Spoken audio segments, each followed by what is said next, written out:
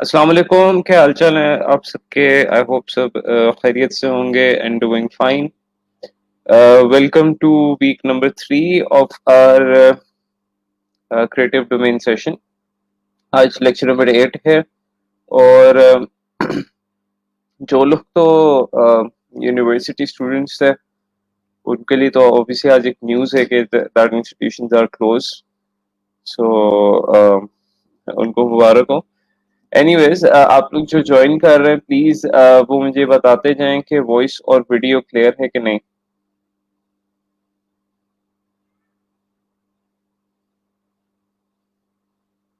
Please जो join कर रहे हैं वो ये बताते जाएं कि वॉइस और वीडियो क्लियर है कि नहीं।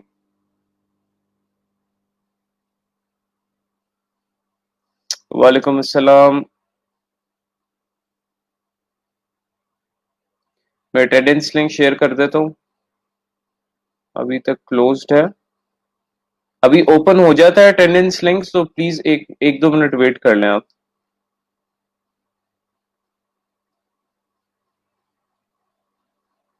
मैं रिफ्रेश कर रहा हूँ। Thank you. That is good.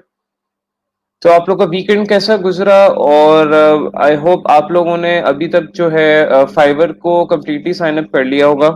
और आज हम मजीद उसको डिटेल में देखेंगे फाइवर को। उसके गिग कंपोनेंट्स को देखेंगे, फिर हम आगे जाके प्रोफाइल बनाना देखेंगे।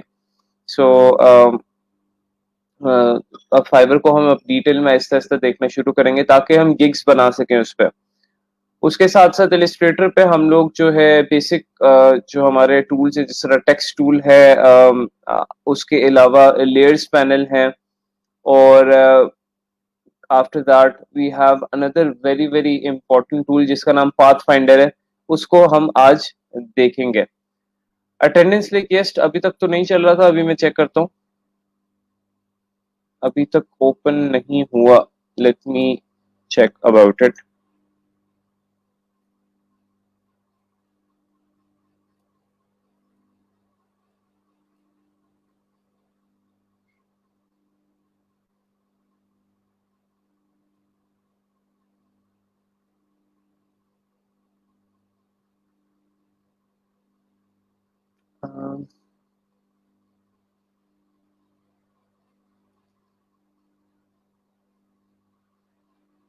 अभी हम या तो वेट कर लेते हैं। अच्छा, मैं आप लोग को हाँ, मुझसे पूछें आप। रोमा, आप बिल्कुल पूछें।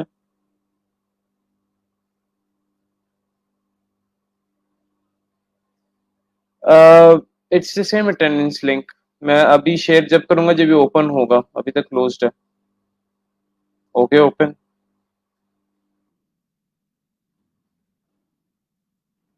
Now I am sharing this.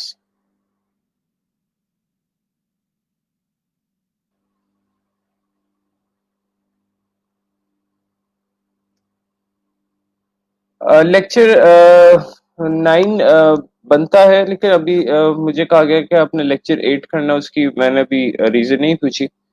तो वो अभी आप लोग परेशान हो उस पर। एनीवेज, सो जी विकास, अभी तो क्लास स्टार्ट हुई है। हेलो, अस्सलाम वालेकुम। लेक्चर 9 बनता है, लेकिन अभी वेट करना उसकी मैंने भी रीजन नहीं पूछी। तो वो अभी आपको परेशान हो उसमें। एनीवेज, सो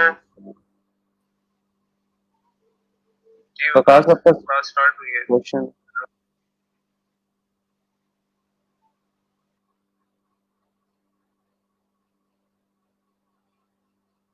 आप प्लीज रिफ्रेश करें, ओपन हो जाएगा। Sir, what is the benefit of moving artboard without artwork? How it will be beneficial in professional working? It's just an option for you. Like कुछ लोग होते हैं जिनको, फॉर एग्जांपल, आप जब मल्टीपल आर्टबोर्ड्स पे काम कर रहे हो, अब आप नहीं चाह रहे कि आप एक आर्टबोर्ड को, फॉर एग्जांपल, दूसरे आर्टबोर्ड की मेरी तरफ मूव करो तो साथ ही आर्टवर्क भी मूव हो जाए। तो आपके पास एक ही उन्होंने ऑप्शन दिया हुआ है कि आप अगर चाहते हो कि वैसे तो यूजुअली आर्टबोर्ड के साथ ही आर्टवर्क मूव करता है, लेकिन अगर आप चाहते हो कि वो ना करे तो हम एक ऑप्शन प्रोवाइड करते हैं जिसको आप सेलेक्ट करेंगे तो वो आर्टवर्क मूव नहीं होगा। अच्छा, एक चीज मैं आप लोगों को थोड़ा सा बता दूं, देखें जो इनके लेक्चर्स मिस हो गए वो प्लीज एक चीज थोड़ा सा जहन में रख लें। ना ही लेक्चर्स आप लोगों के रीअपलोड होंगे और ना ही मैं उसमें कुछ कर सकता हूँ, क्योंकि मैं ना तो लेक्चर डिलीट करता हूँ ना ही रीअपलोड करने में मेरी जो है वो टास्क है उसमें मेरा जो है ना कुछ भी नहीं है उसमें। आई can not do anything in that. हाँ, अगर कुछ लेक्चर्स बहुत ही ज्यादा इंपॉर्टेंट हैं तो वो डिलीट होने से पहले मैं रिक्वेस्ट कर सकता हूँ कि आप इसको एक दो दिन रहने दें। लेकिन जो लेक्चर्स डिलीट हो गए ना वो दोबारा वापस नहीं आएंगे। सो जो स्टूडेंट्स को अभी तक क्लियर नहीं हो रहा, मैं उनको क्लियर करना चाहता हूँ कि वो लोग इस चीज को जहन में बिठा लें कि once the lecture is deleted तो वो वापस नहीं आएगा।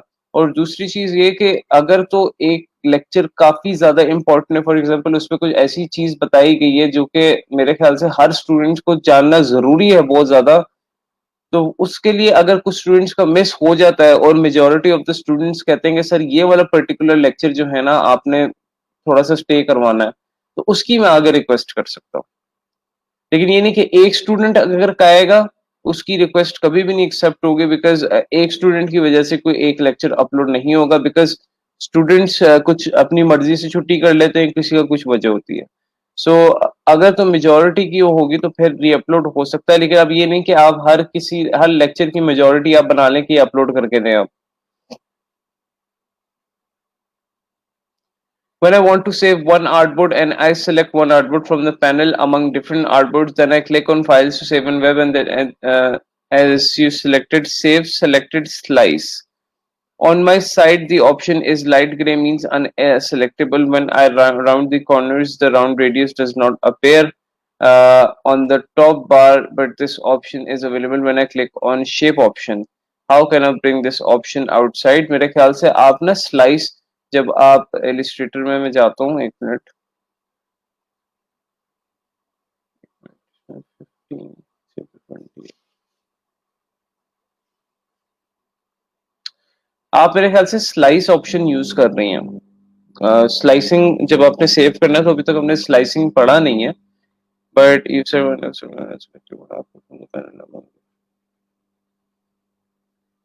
यहाँ पर आप गलती करें मेरे ख्याल से। As you selected save selected slice, मैंने सिलेक्टेड स्लाइस सेव नहीं किया था। मैं भी आपको दिखाता हूँ।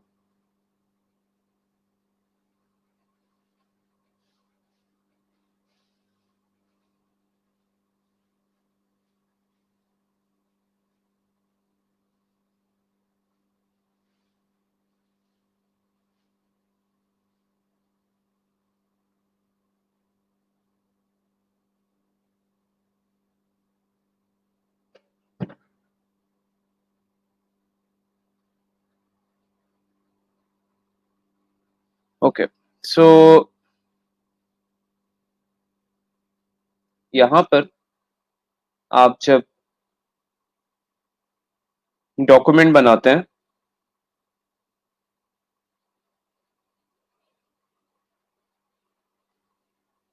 फॉर एग्जाम्पल ये मेरे पास एक आर्टबोर्ड है, यहाँ से ये आर्टबोर्ड टूल था, इफ यू रिमेम्बर, जो लास्ट क्लास में हमने देखा था।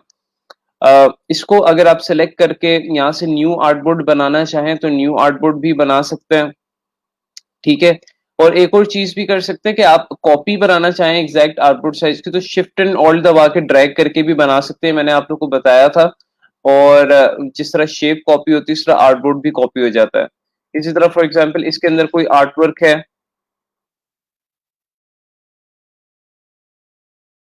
तो इसको अगर मैं कॉपी करूंगा तो ये आर्टवर्क भी इसके साथ कॉपी हो जाएगा। तो ये चीज अगर मैं नहीं चाहता, तो रोमा जो आपका क्वेश्चन था कि मैं ये वाली चीज नहीं चाह रहा, तो मैं यहाँ से इसको कैंसिल करके मैं एग्जैक्ट इसकी यहाँ पे कॉपी बना लेता हूँ। तो ये तो एक चीज होगी कि आपके पास दोनों ऑप्शन है कि आप साथ कॉपी करना चाह रहे हो या नहीं करना चाह रहे हो। प्रोफेशनल वर्ल्ड में आपको इसी तरह हेल्प करेगा, क्योंकि कभी कभार आप एक इसी साइज का आर्टबोर्ड बनाना चाह रहे हो तो, और क्विक अपना टाइम सेव करना चाह रहे हो तो आप शिफ्ट एंड ऑल्ट से कर लेते हो, तो आर्टवर्क साथ कॉपी होता है, फिर आपको उसको डिलीट करना पड़ता है। इस केस में आप अगर इसको सिलेक्ट कर लेंगे तो आर्टवर्क आपका कॉपी नहीं होगा। तो अब सेविंग की जहां तक बात है, तो यहाँ पर अगर मैंने ये दो शेप्स बनाई हुई हैं, एक हमारे पास अब यहाँ पे आर्टबोर्ड पे है, एक ये आर्टबोर्ड है, ठीक है। और देखें इसकी आर्टबोर्ड की शेप सेलेक्ट करूंगा तो ये वाला आर्टबोर्ड सेलेक्ट हुआ हुआ है, और अगर इसकी शेप सेलेक्ट करूंगा तो ये वाला हो जाएगा। ठीक हो गया। अगर सेव करना है तो इसमें से मैं किसी एक या तो शेप को सिलेक्ट कर लूंगा, यानी जो डिजाइन है, या आर्टबोर्ड के हिस्से पे कहीं पे भी क्लिक कर लूंगा इधर। तो दैट मीन्स कि दिस आर्टबोर्ड इज सिलेक्टेड। अगर इससे भी नहीं हो रहा तो आप यहां से आके ये सिलेक्ट कर लें, दैट्स इट। तो ये आपका आर्टबोर्ड सिलेक्टेड है। अगर तीन तरीके हैं, या तो उसके अंदर जो डिजाइन है उसको सिलेक्ट कर लें, या उसके एरिया को कहीं पे क्लिक कर दें, या यहाँ से आके क्लिक कर लें। अब अगर आप इसको सेव फॉर वेब पर लेकर जाएं,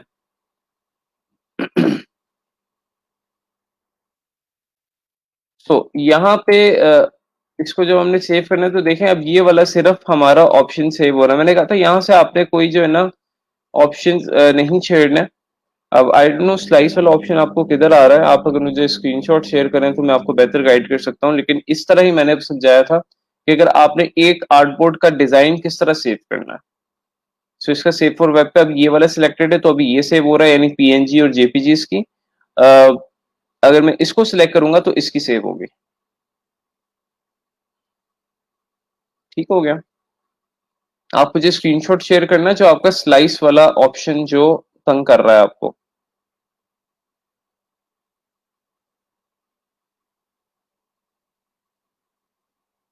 alright, I will check after class.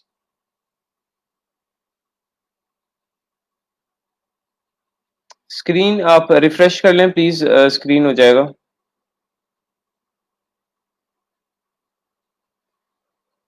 Okay, सो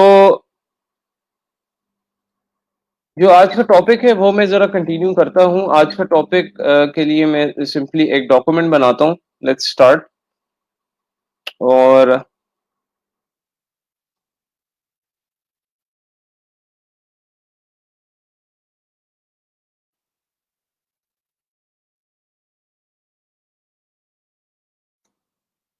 ठीक है, आज जो हम ऑप्शंस देखेंगे वो हैं टेक्स्ट लेयर है, उसके अलावा कुछ मैं आप लोगों को वैसे शेप के बारे में भी बताना चाहता हूँ बिफोर आई मूव टूवर्ड्स, क्योंकि हमने शेप टूल को देखा था बट थोड़ा सा और मैं इसको डिटेल में बताना चाहता हूँ आप लोगों को। तो इसको भी मैं थोड़ा सा पहले कवर करूंगा, फिर मैं टेक्स्ट टूल की तरफ जाऊंगा and then path finder and layers. So starting with the shape tools. तो यहाँ पर आपके पास ये शेप टूल्स हैं सारे, ठीक है। रेक्टेंगल है, राउंडेड रेक्टेंगल है, एलिप्स है, पॉलीगॉन है, स्टार है। तो इसको इनका यूज हम किस तरह करते हैं? अभी तक हम रेक्टेंगल का बहुत ज्यादा यूज कर चुके हैं। रेक्टेंगल आप यहाँ से लेते हैं, आप यहाँ से कलर को सिलेक्ट करते हैं, और इस तरह आप कुछ भी ड्रॉ करते हैं। एक सिंपली आप क्लिक एंड ड्रैग करके ड्रॉ कर सकते हैं, ठीक है। एक आप शिफ्ट एंड ऑल्ट दबा के क्लिक एंड ड्रैग कर सकते हैं, जिससे आपका परफेक्ट स्क्वायर बनता है। और एक आप किस तरह ड्रॉ कर सकते हैं कि अगर आप क्लिक करके ड्रैग ना करें, आप सिंपली एक क्लिक करें, तो आपका ये एक डायलॉग बॉक्स ओपन हो जाता है जिसमें विड्थ और हाइट लिखी होती है। तो जो आप विड्थ और हाइट इधर लिखोगे, फॉर एग्जांपल 600 विड्थ होनी चाहिए और 400 हाइट होनी चाहिए, तो वो ही आती है, वही बन के यहाँ पर आती है, that is 600 width and 400 height. यानी आप अपनी कस्टमाइज शेप भी बना सकते हैं, अपनी मर्जी का साइज। अगर फॉर एग्जांपल क्लाइंट कहता है मेरे इस यानी वेबसाइट पे जो स्क्वायर शेप्स है वो इस तरह इस साइज की हो, तो आप वो पर्टिकुलर साइज सेलेक्ट कर सकते हैं। ऑल्दो आप बाद में भी चेंज कर सकते हैं, जिस तरह मैंने आप लोग को बताया था कि यहाँ से आपको शेप के ऑप्शंस आ रहे होते हैं। आप यहाँ से ये विड्थ और ये हाइट, ठीक है, ये बाद में भी चेंज कर सकते हैं। और यहाँ से आपको ये इसकी रोटेशन वगैरह और इसके कॉर्नर्स वगैरह ये सारे ऑप्शन हम देख चुके हैं, बट उसके अलावा आप ट्रांसफॉर्म पे जाके भी चेंज कर सकते हैं। सो कहने का मकसद ये है कि आप लोग शुरू में भी सिलेक्ट कर सकते हैं शेप का साइज, और बाद में भी इसको चेंज कर सकते हैं। ये तो स्क्वायर से रिलेटेड था, या रेक्टेंगल से रिलेटेड, बड़ा ही simple. Let's try some other shape. दूसरा है राउंडेड रेक्टेंगल। वैसे मेरे ख्याल से इनको राउंडेड रेक्टेंगल शेप खत्म कर देनी चाहिए थी, बिकॉज राउंडेड रेक्टेंगल आप किसी स्क्वायर शेप को भी कन्वर्ट कर सकते हैं, जस्ट लाइक ये राउंडेड रेक्टेंगल्स के साथ होती है। सो इसके ये जो होते हैं काफी राउंड होते हैं, आप इसको मजीद राउंड कर सकते हैं, या इसको आप स्क्वायर में भी कन्वर्ट कर सकते हैं दोबारा से, या किसी रेक्टेंगल को आप राउंडेड में कन्वर्ट कर सकते हैं। तो ये मतलब सिंपली एक राउंडेड रेक्टेंगल है, नथिंग टू इसमें आपने कुछ ऐसा लर्न करने वाला नहीं है। इसको भी आप उसी तरह ड्रॉ करेंगे। हाँ, इसको जब आप क्लिक करके ड्रॉ करेंगे तो इसमें विड्थ, हाइट और रेडियस आएगा। रेडियस वो होगा जो इसके राउंडेड कॉर्नर्स का रेडियस होता है, यानी राउंड। ठीक है, तो ये अगर आप ज्यादा रख लेंगे, फॉर एग्जांपल मैं कहता हूँ 12 था, तो अब मैं कर लेता हूँ 50। ऑलराइट, तो 50 रेडियस रख लिया, तो अब ये देखें ये थोड़ा सा राउंड ज्यादा हो गया। ऑलराइट, तो आप फिक्स रेडियस रख सकते हैं, और फिर बाद में ऑब्वियसली आप ये रेडियस किस चीज का है, ये कॉर्नर रेडियस है। ये कॉर्नर रेडियस की बात हो रही है कि ये कॉर्नर रेडियस कितना होना चाहिए। आप वो बाद में चेंज भी कर सकते हैं, इट्स अप टू यू। सो ये है हमारा राउंडेड रेक्टेंगल। आई होप ये भी आप लोगों को क्लियर हुआ होगा।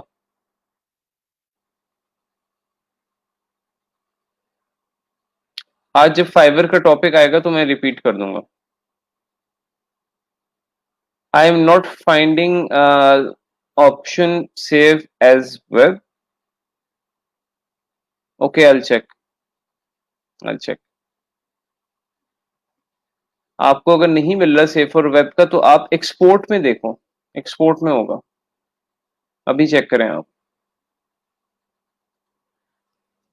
अच्छा, ये दो शेप्स आई होप आप लोगों को क्लियर हो गई होंगी। उसके बाद जो शेप्स हैं वो है एलिप्स टूल। एलिप्स टूल भी बिल्कुल इसी तरह ही काम करता है।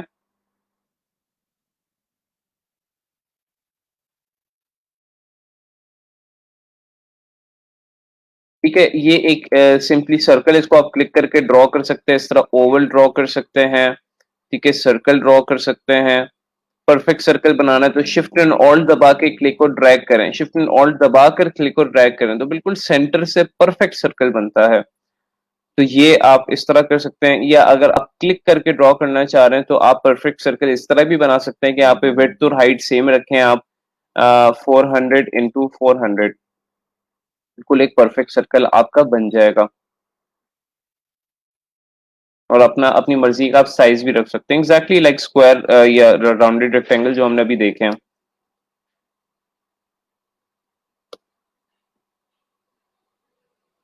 उसके बाद हमारे पास है polygon tool. Polygon tool basically polygon हमारे पास शेप है, इसको आप क्लिक करके ड्रैग करते हैं तो ये देखें आप अपनी मर्जी के कॉर्नर्स जिस तरह भी एडजस्ट करने चाहें। थोड़ा सा ये अनस्टेबल है, यानी आप क्लिक करके ड्रैग बना रहे हैं इसको, आप इसको थोड़ा सा माउस को रोटेट करें तो देखें आप इसकी शेप डिसाइड कर सकते हैं आपकी किस तरह होनी चाहिए। इस तरह होनी चाहिए, इस तरह होनी चाहिए, इस तरह होनी चाहिए। ठीक है, तो आप इसको डिसाइड कर सकते हैं। तो मैंने ये बनाई है, तो ये हमारी शेप है। अगर आप शिफ्ट रोल से बनाएंगे तो बिल्कुल अनस्टेबल नहीं होगी, अगर आप नॉर्मली ड्रैग करके बनाएंगे तो थोड़ी सी अनस्टेबल होती है। सो यहाँ पर अगर मैं इसको थोड़ा इस तरह बना लूं तो ये जिस तरह वो एक हाइव की शेप होती है उस तरह बन गई है। और आप इसको सीधा बना के बाद में भी रोटेट कर सकते हैं, ऑब्वियसली इस तरह आपने बनाया तो आप इसको बाद में भी थोड़ा सा रोटेट कर सकते हैं। ठीक है, तो इट्स कोई भी आप ऑप्शन परफॉर्म करते हैं, बाद में उसको चेंज जरूर कर सकते हैं। ऐसा नहीं है कि आपने एक दफा कर लिया तो बाद में वो चेंज ही नहीं हो सकता। उसके अलावा पॉलीगॉन टूल यूज करने के और मजेदार तरीके हैं कुछ, उनको हम एक्सप्लोर करते हैं।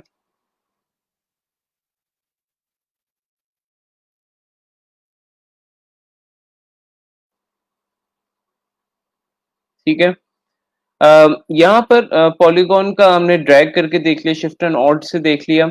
अगर आप क्लिक करके पॉलीगॉन टूल को इस्तेमाल करेंगे तो यहाँ पर रेडियस जो उसका साइज होगा वो आएगा, और यहाँ पर आ रही है साइड्स।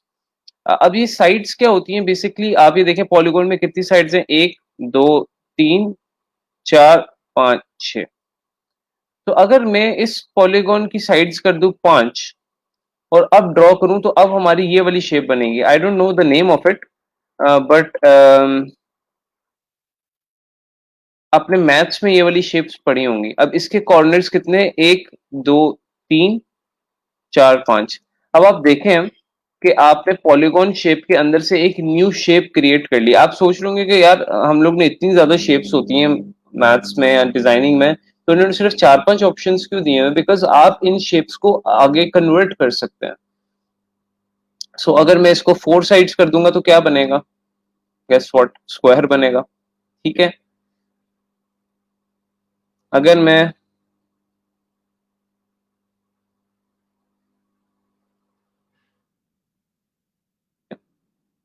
इसको 3 साइड कर दूंगा तो क्या बनेगा? ट्रायंगल। बिकॉज आपने देखा होगा ट्रायंगल की शेप नहीं थी इधर, तो ट्रायंगल पर किस तरह बनेगा? इसी तरह बनेगा कि आप पॉलीगॉन लेंगे, पॉलीगॉन टूल लेंगे, क्लिक करेंगे, यहाँ पे साइड्स 3 सेलेक्ट करेंगे और फिर आपका ट्रायंगल बन जाएगा। अगर मैं 2 करता हूँ, लेट्स सी, वो मुझे करने नहीं दे रहा बिकॉज 2 शेप्स की और 2 साइड्स की ऑब्वियसली आपकी कोई शेप ही नहीं है। So minimum 3, and you can go above as well, you can go above 6 as well. मैं यहाँ पे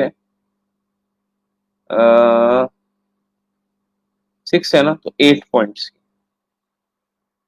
ये आपके पास शेप बन गई। तो देखिए आप मल्टीपल शेप से, पॉलीगॉन टूल बड़ा इंपॉर्टेंट है, आप मल्टीपल शेप्स इससे क्रिएट कर सकते हैं।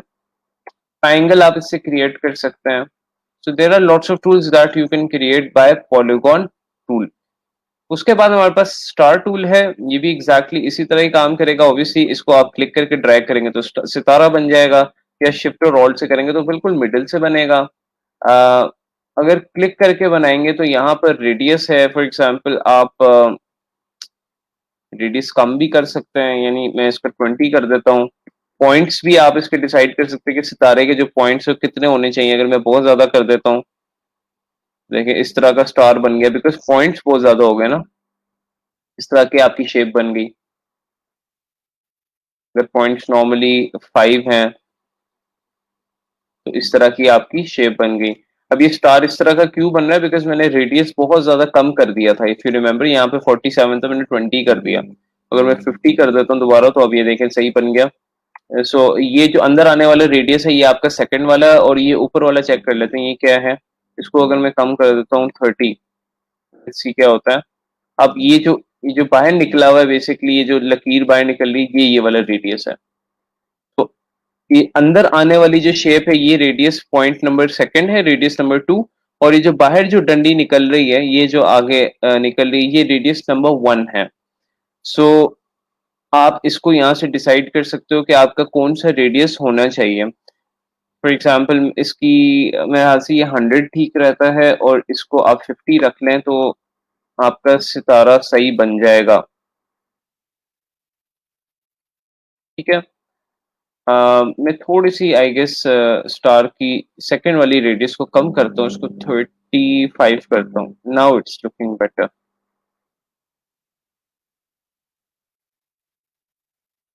अगर मैंने ज्यादा पॉइंट्स के साथ, कम पॉइंट्स के साथ, 4 पॉइंट्स के साथ बनानी है तो मेरे पास ये शेप बन जाएगी। देखिए कितनी मल्टीपल शेप्स बन रही हैं। 3 पॉइंट्स के साथ बनानी है तो मेरे पास ये शेप बन जाएगी। आपने इस तरह के लोगोस देखे होंगे, सिंबल्स देखे होंगे आप लोगों ने।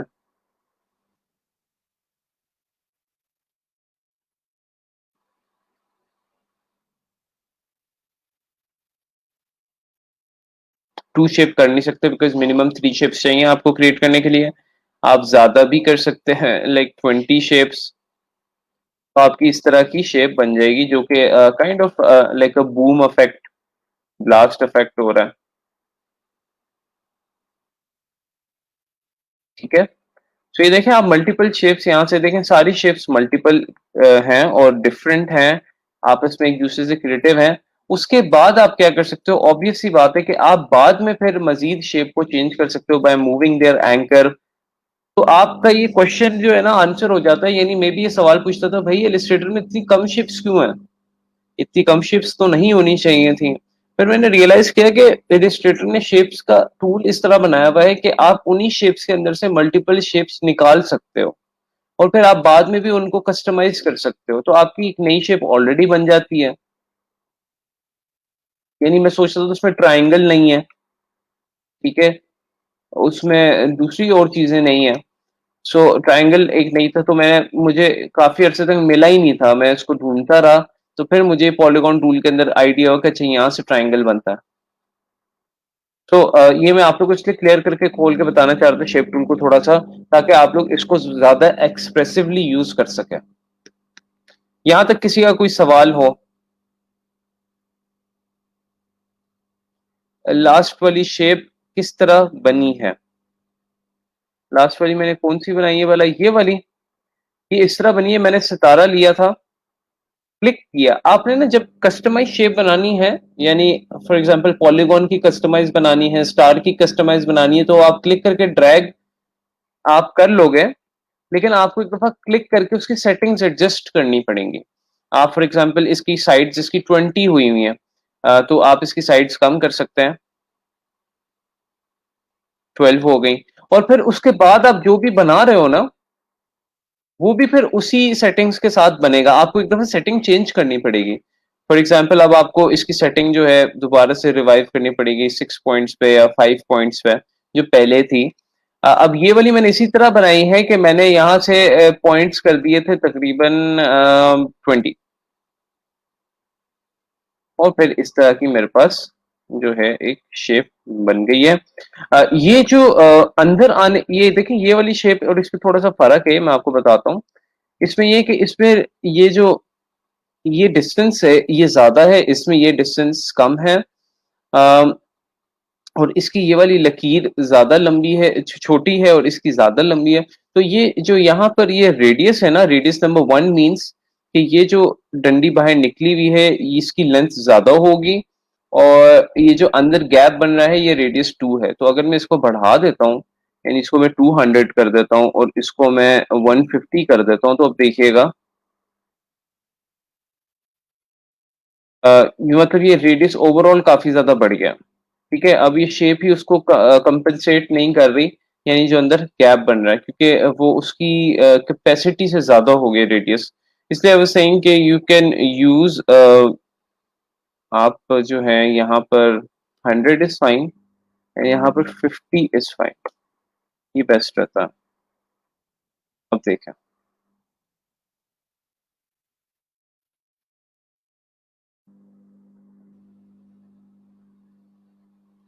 शॉर्ट की उसका कोई है नहीं, उन्होंने दिया हुआ नहीं है, लाइक पॉलीगॉन का, एलिप्स का और रेक्टेंगल का दिया हुआ है। ठीक है,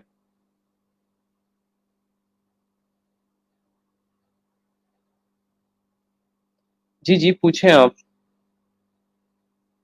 या रोमा आप क्लास के एंड में पूछ लेना, अभी जो लेक्चर हो रहा है उससे उस पर फोकस करें आप।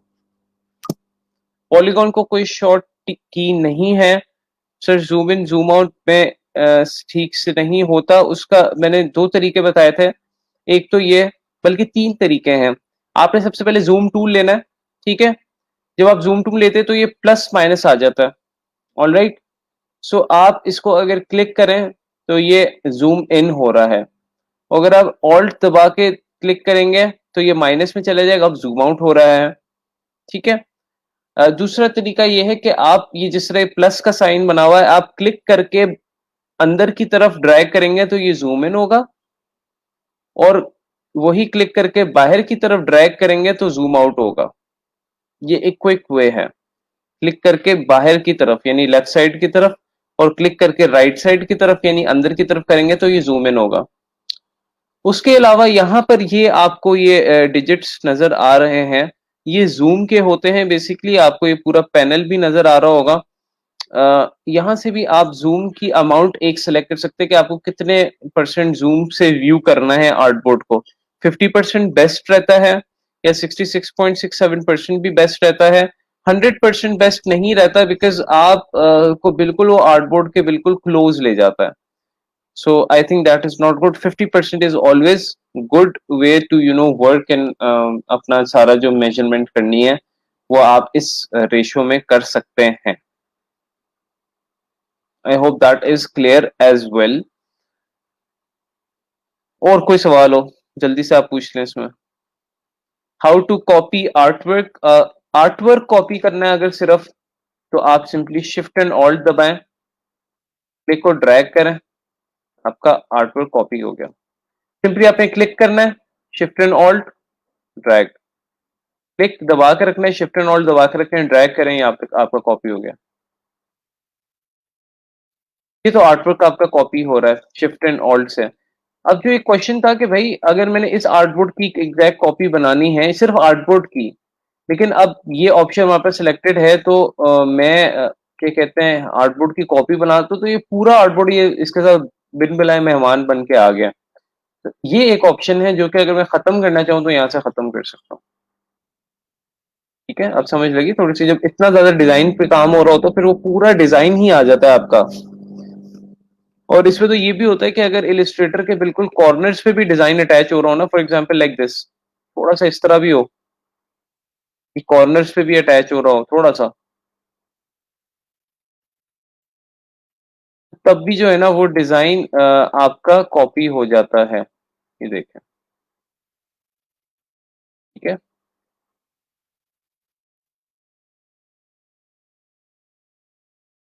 सो ये था शेप से। क्विकली कोई क्वेश्चन है तो पूछ लें आप लोग। क्या है मोहम्मद इमरान आपका क्वेश्चन? मुझे आपका क्वेश्चन नहीं नजर आ रहा, आप दोबारा पूछ लें प्लीज।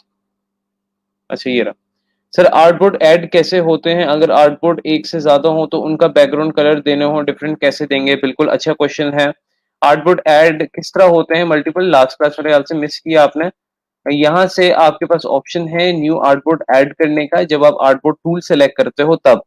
जब आप आर्टबोर्ड टूल सेलेक्ट करोगे तो यहाँ से आपके पास न्यू आर्टबोर्ड सेलेक्ट करने का ऑप्शन है। आप न्यू आर्टबोर्ड पे क्लिक करोगे, आपको इस तरह ये ऑप्शन देगा, कहेगा कहीं पे भी क्लिक कर दो तो आपका एक नया आर्टबोर्ड बन जाएगा। एक तो ये एक बड़ा ही सोफिस्टिकेटेड सा ऑप्शन है। दूसरा एक ऑप्शन ये कि आप सिंपली पुराने एक जो आर्टबोर्ड बना हुआ है उसको सिलेक्ट करो, उसकी शिफ्ट एंड ऑल्ट से कॉपी बना लें, ठीक है, और आपका एक न्यू आर्टबोर्ड उसी साइज का बन जाएगा। तो ये दो तरीके हैं आर्टबोर्ड बनाने के। अब जो नेक्स्ट आपका सवाल है कि क्या हम इन आर्टबोर्ड्स को डिफरेंट कलर्स दे सकते हैं, तो उसका आंसर है बिल्कुल यस। बिकॉज ये आर्टबोर्ड जो फितरतन जो इनकी वो नेचर है वो व्हाइट पेपर बैकग्राउंड के साथ आते हैं। सो अगर मैंने कोई बैकग्राउंड देना तो simply I select square rectangle tool, ठीक है, और यहाँ पर हम आर्टबोर्ड टू आर्टबोर्ड हम ये स्क्वायर शेप बनाएंगे। जो भी हमने कलर सेलेक्ट करना है वो हम यहाँ से कलर सेलेक्ट कर लेंगे, और ये आर्टबोर्ड क्लिक किया आर्टबोर्ड के कोने पे, और बिल्कुल हमने पूरी आर्टबोर्ड टू आर्टबोर्ड एक हमने शेप बना दी। ठीक है, तो ये अब हमारा बेसिकली आर्टबोर्ड का जो बैकग्राउंड वो एज ए बैकग्राउंड ऐड हो गया। ठीक है, यहाँ पर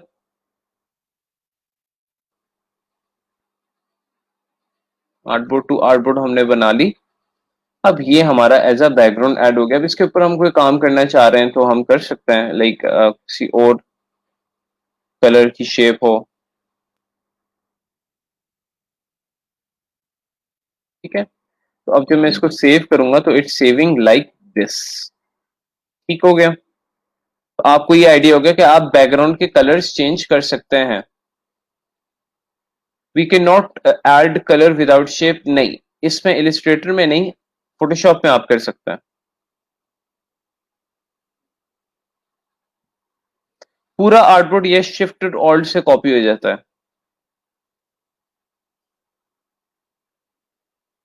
नहीं, मैंने सेलेक्ट नहीं किया आर्टबोर्ड को, मैंने सिंपली उसके ऊपर शेप ड्रॉ किया।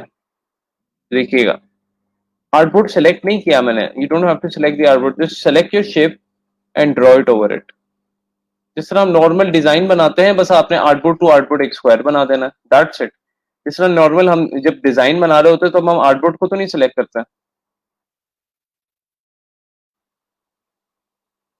जी आप जल्दी से क्वेश्चन पूछे, हमने नेक्स्ट टॉपिक पे मूव इन करना है।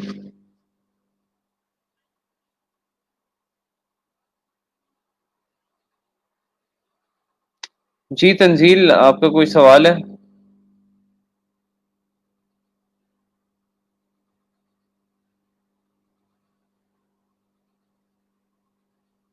क्या है कि ऑनलाइन नहीं है? जी अनवार, पूछें आप क्वेश्चन।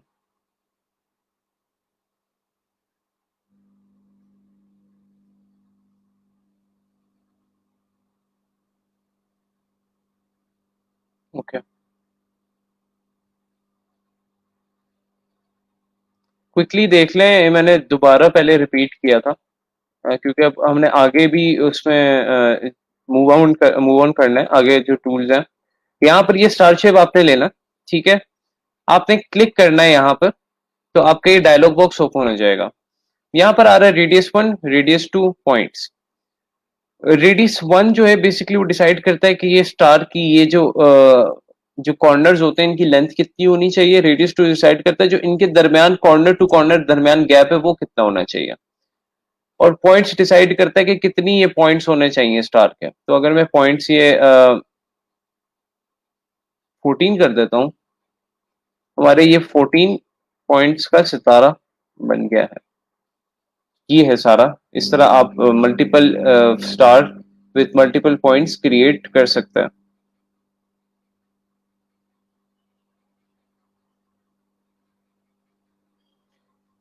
पिक्चर ऐड हो सकती है, बिल्कुल हो सकती है, उसके बारे में हम देखेंगे। सर आर्टबोर्ड की सेटिंग में जा सकते हैं उसी आर्टबोर्ड पे काम करते हुए?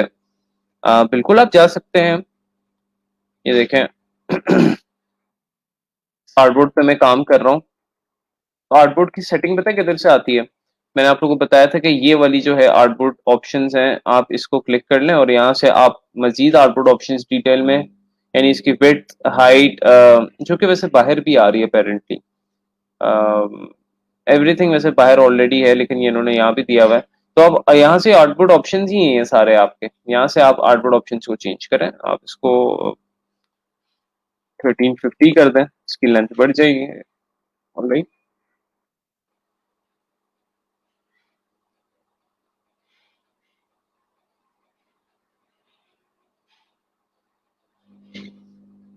सर फाइल में भी ऑप्शन है इसका।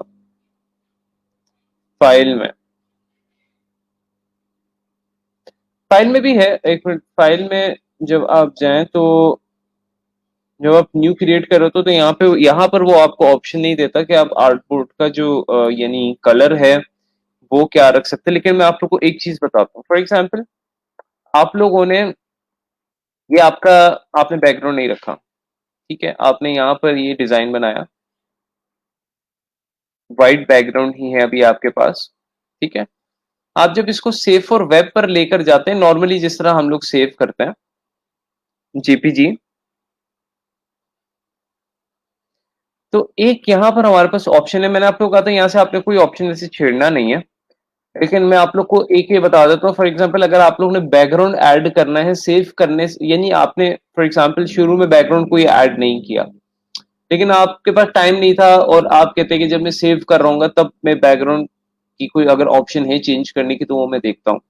तो यहाँ पर एक बड़ी मजेदार सी ऑप्शन, वो कहते हैं कि आपका वैसे अभी बैकग्राउंड व्हाइट चल रहा है, तो आप यहाँ से उसका कलर चेंज कर सकते हैं। ये यहाँ पे ये क्लिक करेगा तो यहाँ पे उस बैकग्राउंड का वो कलर चेंज कर सकता है सेव करने के दौरान ही। ये बड़ी मजेदार सी चीज है। आपको बार बार, फॉर एग्जांपल अगर आप रेक्टेंगल से नहीं ऐड करना चाह रहे बैकग्राउंड शुरू में, तो आप जब सेव कर रहे होंगे तब आप यहाँ से उसका कलर चेंज कर लेना। किस तरह, ये देखें मैट, ठीक है, यहाँ पर आपके पास कुछ ऑलरेडी उन्होंने वाइट और ब्लैक दिए हैं, लेकिन अगर आप डिटेल में सेलेक्ट करना चाह रहे हो तो इस बक्से को आपने क्लिक करना है, तो आप यहाँ से जो भी आप कलर है वो सिलेक्ट कर सकते हो और फिर जब आप सेव करोगे तो इसी कलर के साथ सेव होगा।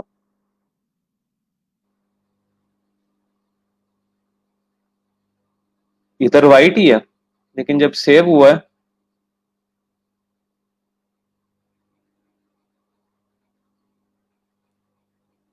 तो इस तरह हुआ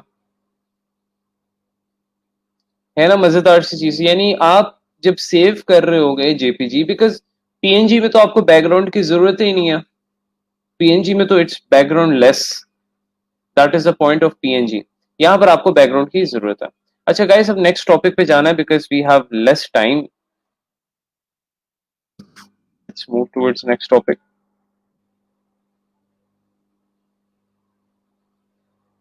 सर कुछ टूल्स विंडो में नहीं है और वर्कस्पेस में है तो कहाँ होंगे?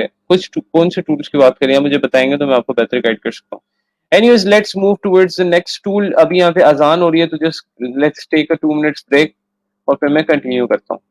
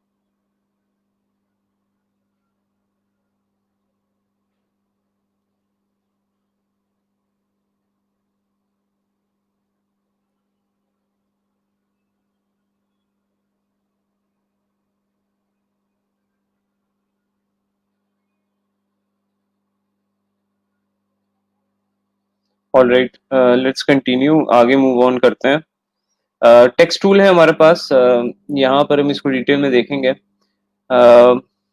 यहाँ पेन टूल के बिल्कुल आपको ये टी नजर आएगा, यहाँ से आप टेक्स्ट टूल एक्टिवेट कर सकते हैं। राइट क्लिक करें, ये सारे ऑप्शंस हैं। सो सबसे पहले टेक्स्ट टूल को यूज करने से पहले आप एक काम करें कि आप एक पैनल है वो लेकर हमने आना है बाहर, और वो करेक्टर पैनल है, यानी वो टेक्स्ट टूल से रिलेटेड आपको सारे ऑप्शंस देगा। और वो वैसे भी आप बाहर कहीं फिट कर ही लें, बिकॉज वो मिस हो गया था मेरे ख्याल से पैनल। आई गेस उसकी भी जरूरत है हमें। तो यहाँ पर जब आप पैनल्स पर जाएंगे तो यहाँ पर आप टाइप, क्योंकि हम टाइपोग्राफी से रिलेटेड पढ़ रहे हैं, हम टेक्स्ट से रिलेटेड पढ़ रहे हैं, तो यहाँ पे टाइप पे आप जाएंगे तो यहाँ पे हमारे पास कैरेक्टर पैनल होगा। इसको आप क्लिक करेंगे तो आपके पास ये पैनल खुलेगा यहाँ पर। और इस पैनल के साथ दो और पैनल्स भी आएंगे, पैराग्राफ और ओपन टाइप के, लेकिन हमें अभी फिलहाल इसी पैनल की जरूरत है। और आप जब इस पैनल को ओपन करेंगे तो इस तरह आपका ओपन हो रहा है।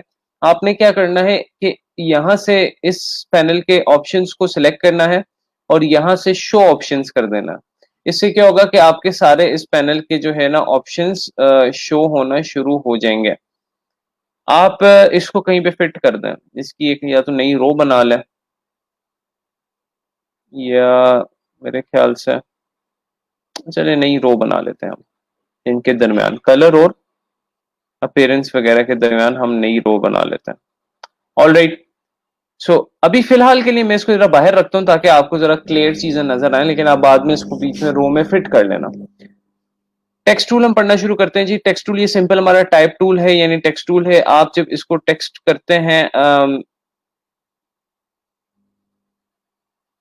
यानी आप कुछ लिख रहे हैं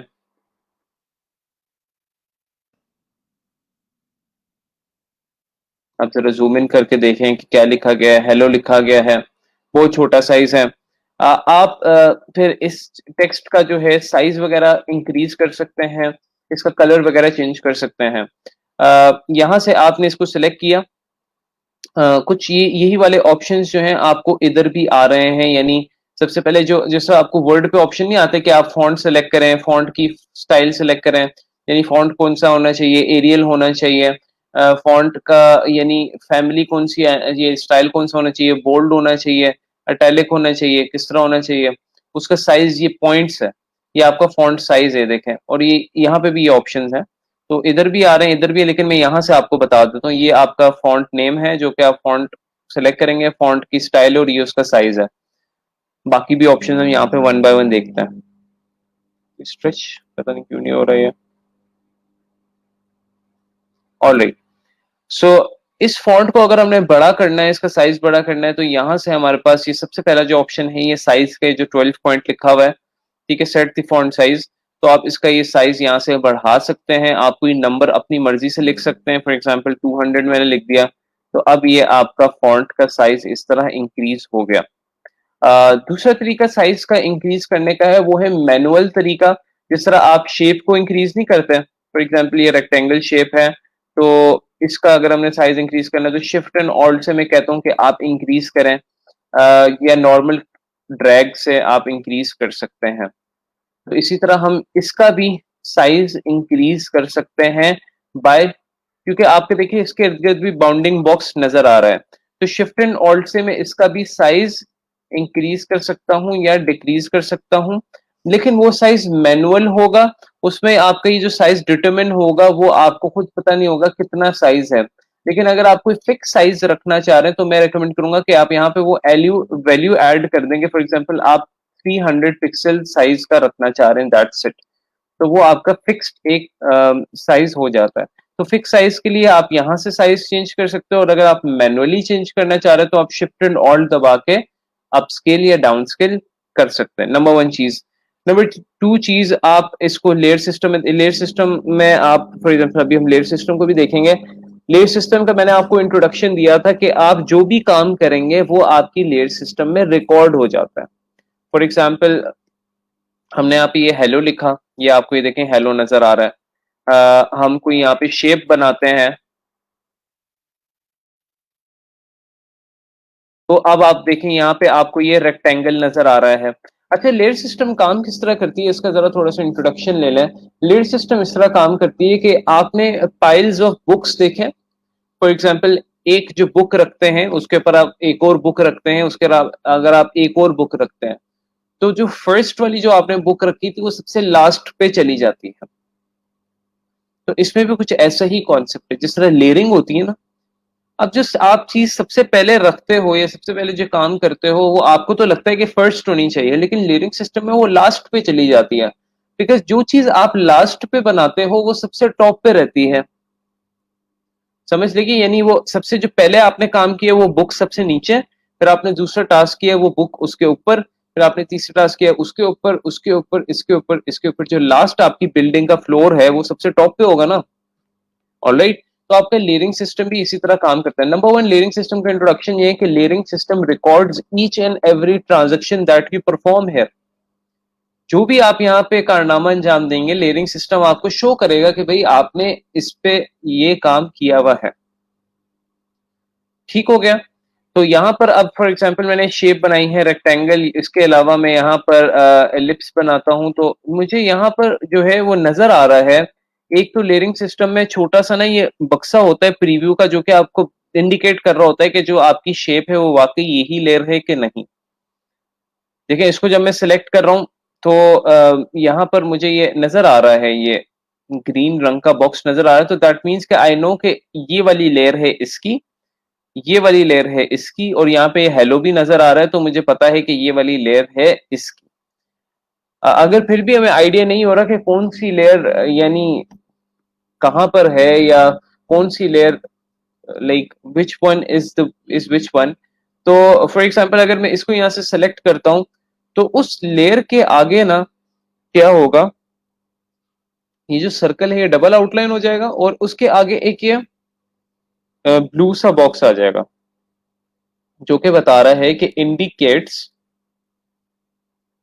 सेलेक्टेड आर्ट, यानी ये बताता है कि ये आपका सिलेक्टेड आर्ट है, यानी ये आपकी लेयर है। जो ये बेसिकली बॉक्स है ना, ये बता देता है कि ये वाली लेयर है बेसिकली इस रेक्टेंगल की। अभी तो हमारे लिए बड़ा इजी आइडेंटिफाई करना, लेकिन जब हम बहुत ज्यादा लेयर्स में काम करते हैं, जिस तरह अभी हम लोग मल्टीपल शेप्स बना रहे थे, ठीक है,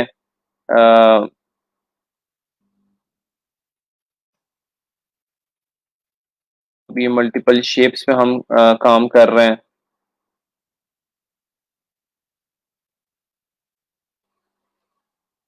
ठीक हो गया। तो अब जब मल्टीपल शेप्स पे जब आप काम कर रहे होते हो तो फिर जरा आइडेंटिफाई करना मुश्किल हो जाता है कि कौन सी शेप कौन सी लेयर पे है। अब असूलन कौन सी शेप इसमें टॉप पे होनी चाहिए, कोई आप बता सकता है, कोई आप में से कौन सी शेप इसमें टॉप पे होनी चाहिए according to the system of how layering system works. ये सारी शेप्स आपके सामने, ये सर्कल है, ये ग्रीन स्क्वायर है, ये है, ये है, ये है और ये है, कौन सी शेप इस पे टॉप पे होनी चाहिए?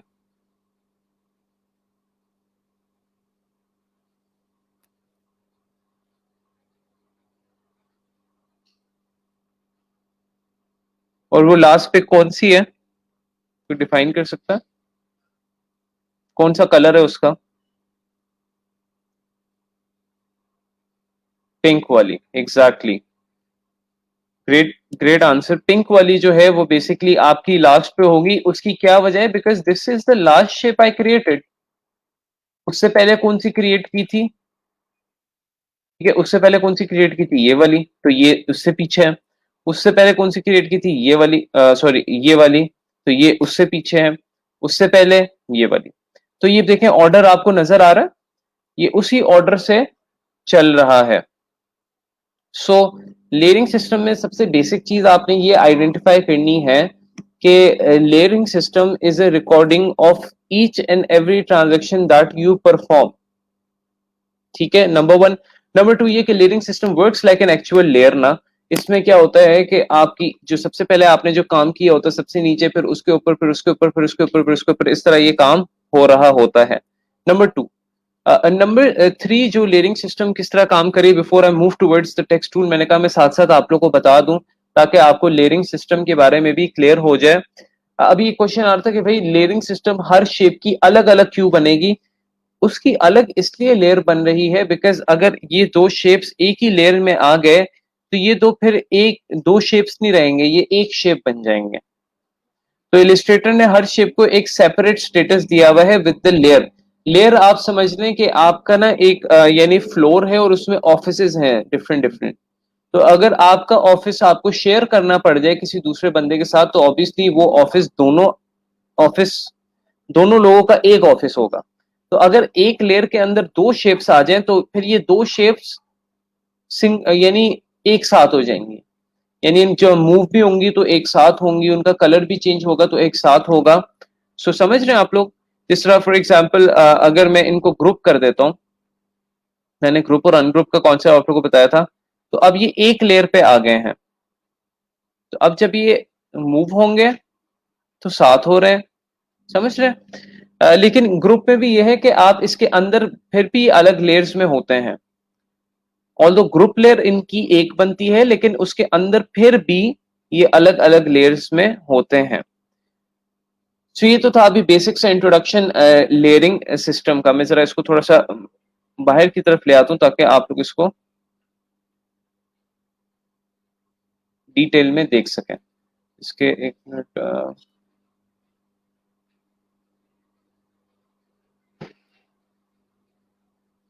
ठीक है, जरा मैंने लार्ज कर दिया ताकि आप लोग डिटेल में देख सकें।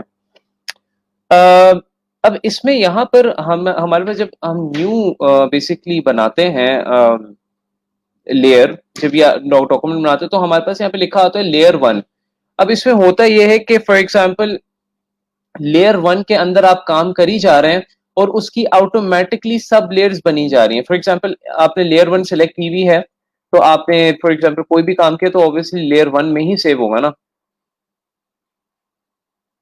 और ऑटोमेटिकली अब इसकी एक जो है पाथ बन गया है। यहाँ पर आप उसको रीनेम भी कर सकते हैं। सिंपली मैं अभी बताता हूँ किस तरह आपने रीनेम करना है। लेकिन अभी मैं जो आप लोगों को चीज बता रहा हूँ वो ये बता रहा हूँ कि आपने ये लेयर 1 आपकी है और उसके अंदर ये क्या बन रही है, सब लेयर्स। इसकी मैं एग्जांपल इस तरह देता हूं कि फॉर एग्जांपल आपका एक पूरा बिल्डिंग का फ्लोर है, उस बिल्डिंग के फ्लोर में मल्टीपल छोटे छोटे ऑफिसेस बन सकते हैं। तो ये जो आप उस बिल्डिंग फ्लोर यानी उस लेयर को सिलेक्ट करके जो भी काम करोगे उसके अंदर बेसिकली ऑटोमेटिकली सब लेयर्स बनती जाएंगी। एक कॉन्सेप्ट तो ये हो गया। फिर आप कहते हैं कि सर क्या हम मल्टीपल फ्लोर्स बना सकते हैं, क्या हम एक ही फ्लोर पे सारी सारी दुनिया को ऑफिसेस बना देंगे, या एक ही फ्लोर पे जो है आप सारे डिजाइन बना देंगे? नहीं, ऐसा नहीं है। आप मल्टीपल यानी फ्लोर्स यानी मल्टीपल मेन लेयर्स, ये आपकी देखें, ये आपकी मेन हेड लेयर है और ये उसके बच्चे हैं, ठीक है, ये उसके स्टूडेंट्स हैं यानी उसके सब लेयर्स हैं। यानी ये लेयर को अगर मैं डिलीट कर दूं तो ये सब उड़ जाएगा, कि इस लेयर को अगर मैं डिलीट कर दूं तो सब उड़ जाएगा। सो बताने का मकसद ये है कि एक आपकी फॉर एग्जांपल इसमें एक मास्टर लेयर होती है और उसके अंदर सब लेयर्स बनते जाते हैं, उसमें स्टूडेंट्स उसके बनते जाते हैं। तो आप पूछ रहे हैं, अब एक क्वेश्चन अराइज होता है कि क्या एक और मास्टर लेयर हो सकती है, क्या उसके भी अलग से स्टूडेंट्स हो सकते हैं, या उसकी भी सब लेयर्स हो सकती हैं, या उसके भी अंदर मल्टीपल ऑफिसेज हो। मैं आपको ये रियल लाइफ पता एग्जांपल क्यों दे रहा हूं, ताकि आप रिलेट कर सकें। मैं स्टूडेंट्स, ट्रेनीज या फ्लोर और ऑफिस की जो एग्जांपल दे रहा हूं उससे आप रिलेट कर सकें। तो उसका आंसर है यस, एक और सेपरेट लेयर हो सकती है। अभी हम देखेंगे कि उसकी जरूरत क्यों पड़ेगी। पहले हम देख रहे हैं कि क्या हो सकती है कि नहीं, फिर हम देखेंगे कि हमें उसकी जरूरत क्यों पड़ रही है। अगर मैंने एक और लेयर नंबर 2 बनानी है तो यहां से हमारे पास एक ये ऑप्शन है, जिस तरह हम क्रिएट आर्टबोर्ड में हमें ये जो है ना, आपको ये फोल्डेड पेपर, ये आइकन जो है ना हमेशा न्यू किसी भी चीज को बनाता है। यानी न्यू आर्टबोर्ड हो गया, न्यू लेयर हो गया, न्यू शेप हो गई, कुछ भी इस तरह। तो ये आइकन इस चीज की इंडिकेशन होता है। तो यहाँ पे जो फोल्डेड पेपर है इससे आप न्यू लेयर बना सकते हैं। अब आपकी एक लेयर ये है और एक लेयर ये है, ठीक है, सेपरेट हो गई। तो हमारा ये तो एक क्वेश्चन आंसर हो गया कि एक सेपरेट लेयर हो सकती है या एक सेपरेट मास्टर हो सकता है, एक सेपरेट फ्लोर हो सकता है। तो उसका आंसर है यस। अब इसको सेलेक्ट करते हुए मैं जो भी इस आर्टबोर्ड पे बनाऊंगा, ठीक है, इसको सिलेक्ट किया तो ये वाली लेयर ऑटोमेटिकली सिलेक्ट होगी। मैं इसको सिलेक्ट करता हूं और यहां पर अब जो भी मैं बनाऊंगा, ओ भाई क्या हो गया, यहां पर मैं जो भी बना रहा हूं अब,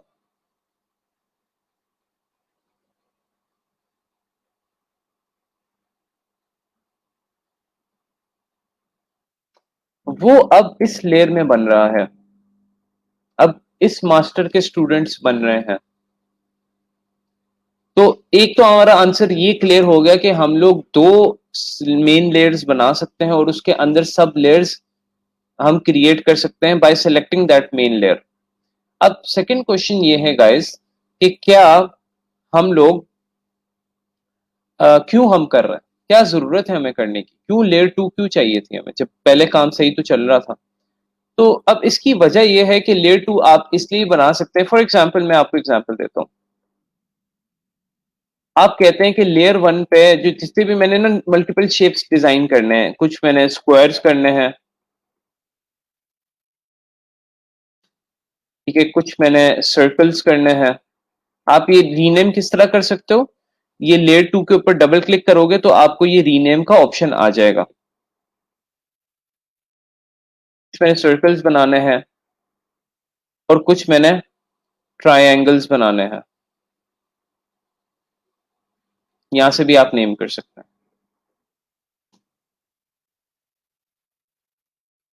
सो ये तीन मेरी मेन लेयर्स हो गई। अब इसके अंदर हम लोग सब लेयर्स बना सकते हैं। फॉर एग्जांपल जब मैं स्क्वायर्स को सिलेक्ट करूंगा तो स्क्वायर्स को सिलेक्ट करते हुए जितने भी मैंने स्क्वायर्स बनाने हैं इसके अंदर, वो मैं इसको सिलेक्ट करके बनाऊंगा।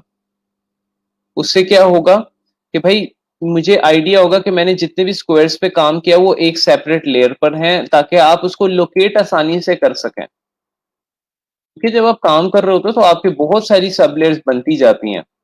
ये स्क्वायर्स का फॉर एग्जांपल मैंने डिजाइन बनाया, फिर मैंने कुछ सर्कल्स का बनाना था, इधर, तो मैंने इधर इसको सिलेक्ट करके बना लिया, ठीक है। अब मैंने ट्रायंगल्स का बनाना था, तो इसको सिलेक्ट करके बना लिया। उससे क्या हुआ, एक सेपरेशन हो गई, एक आपकी यानी सोफिस्टिकेशन हो गई। देखें, आप एक कमरे में रहते हैं, आप गंदे कमरे में भी रह लें, आप साफ कमरे में भी रह लें, आप ऑर्गेनाइज तरीके से रह लें, आप डिसऑर्गेनाइज तरीके से रह लें, काम दोनों तरीके से हो जाते हैं।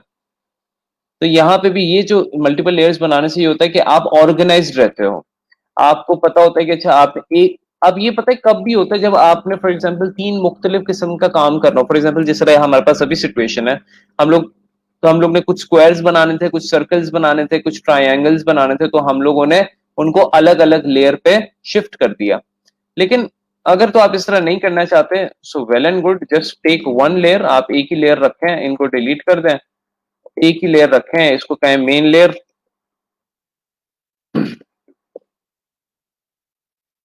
और इसी पे करते जाएं काम, अल्लाह का नाम लेके, कोई बात नहीं। लोकेट करने में थोड़ा सा मुश्किल होगा, लेकिन आपका काम चल सकता है, कोई ऐसा मसला नहीं है, कोई प्रॉब्लम नहीं है।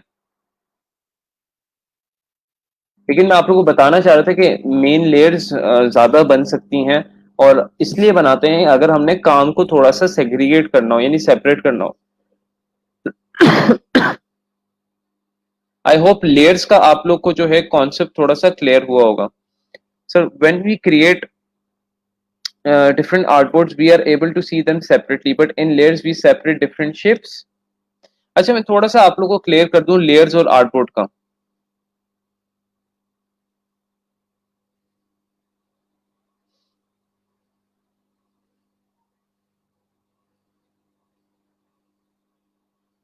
हाँ, ये एक क्वेश्चन है कि अगर हम दो शेप्स को ग्रुप कर दें तो क्या वो एक ही लेयर में आ जाएंगे।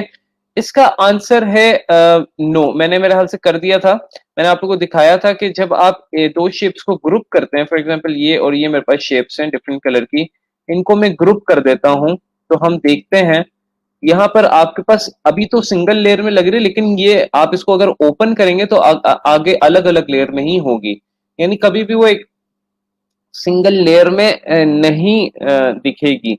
लेकिन हाँ, आगे आपके पास एक ऑप्शन है जिससे आप इसको सिंगल लेयर में कर भी सकते हैं, जिसको हम कहते हैं कंपाउंड पाथ, वो अभी हम देखते हैं। सो अब ये क्वेश्चन, रोमा, आपका जो क्वेश्चन था, when we create different artboards we are able to see them separately but in layers we separate different shapes। हाँ, जब हम डिफरेंट आर्टबोर्ड्स बनाते हैं तो हम लोग तो आर्टबोर्ड्स को सेपरेटली देख सकते हैं। यहाँ पर जब हम लेयर्स बनाते हैं, तो अगर हमारी एक ही मेन लेयर है तो उसके अंदर ऑटोमेटिकली सब लेयर्स बनती जाती हैं। एक तो ये चीज है। आप मल्टीपल मेन लेयर्स भी रख सकते हैं अपने काम को, अपनी यानी फॉर एग्जांपल आप डायरी बना रहे हैं ना, ये आपकी डायरी है, आप डायरी में एक अपने फाइनेंसिंग का, अपने खर्चों का सेक्शन बना लें, एक आप अपने फॉर एग्जांपल डेली थॉट्स का जो आपको आती है पॉजिटिव थॉट्स, उनका सेक्शन बना लें, या आप हर पेज पे आपने फाइनेंस भी किया हुआ है, वो भी किया हुआ है, थोड़ा सा लोकेट करने में मसला होगा, तो उसमें डिफरेंट शेप्स बनाते नहीं, हम ऑटोमेटिकली बन जाती हैं। जब हम इसको सेलेक्ट करके कोई शेप बनाएंगे या कोई टेक्स्ट लिखेंगे तो उसकी लेयर ऑटोमेटिकली बन जाती है।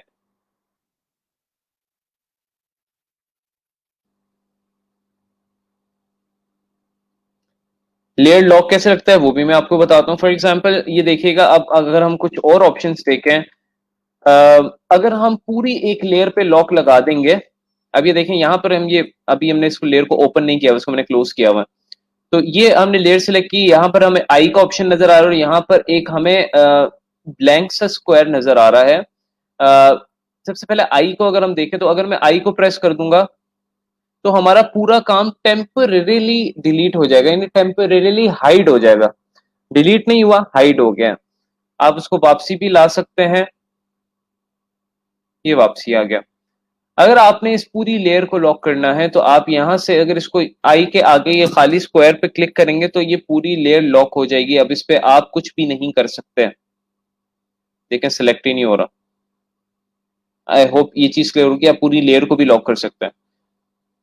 अगर आप लेयर का कोई एक हिस्सा सिर्फ लॉक करना चाह रहे हैं तो फिर आप उस लेयर पे जाएंगे और फिर फॉर एग्जांपल ये ट्राइंगल में लॉक करना चाह रहा हूँ, तो फिर उसको मैं सिलेक्ट करूंगा और यहां से मैं ताला दबाऊंगा, फिर अब ये बाकी सारे सिलेक्ट हो रहे हैं, but this is not selecting.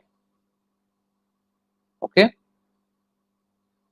सो अगर एक मेन लेयर पे आप जो टास्क परफॉर्म करते हो, देखिए सब पे हो जाता है फिर, लेकिन अगर आप मेन लेयर पे ना करें, सब पे अलग अलग करें, तो फिर अलग अलग होता है।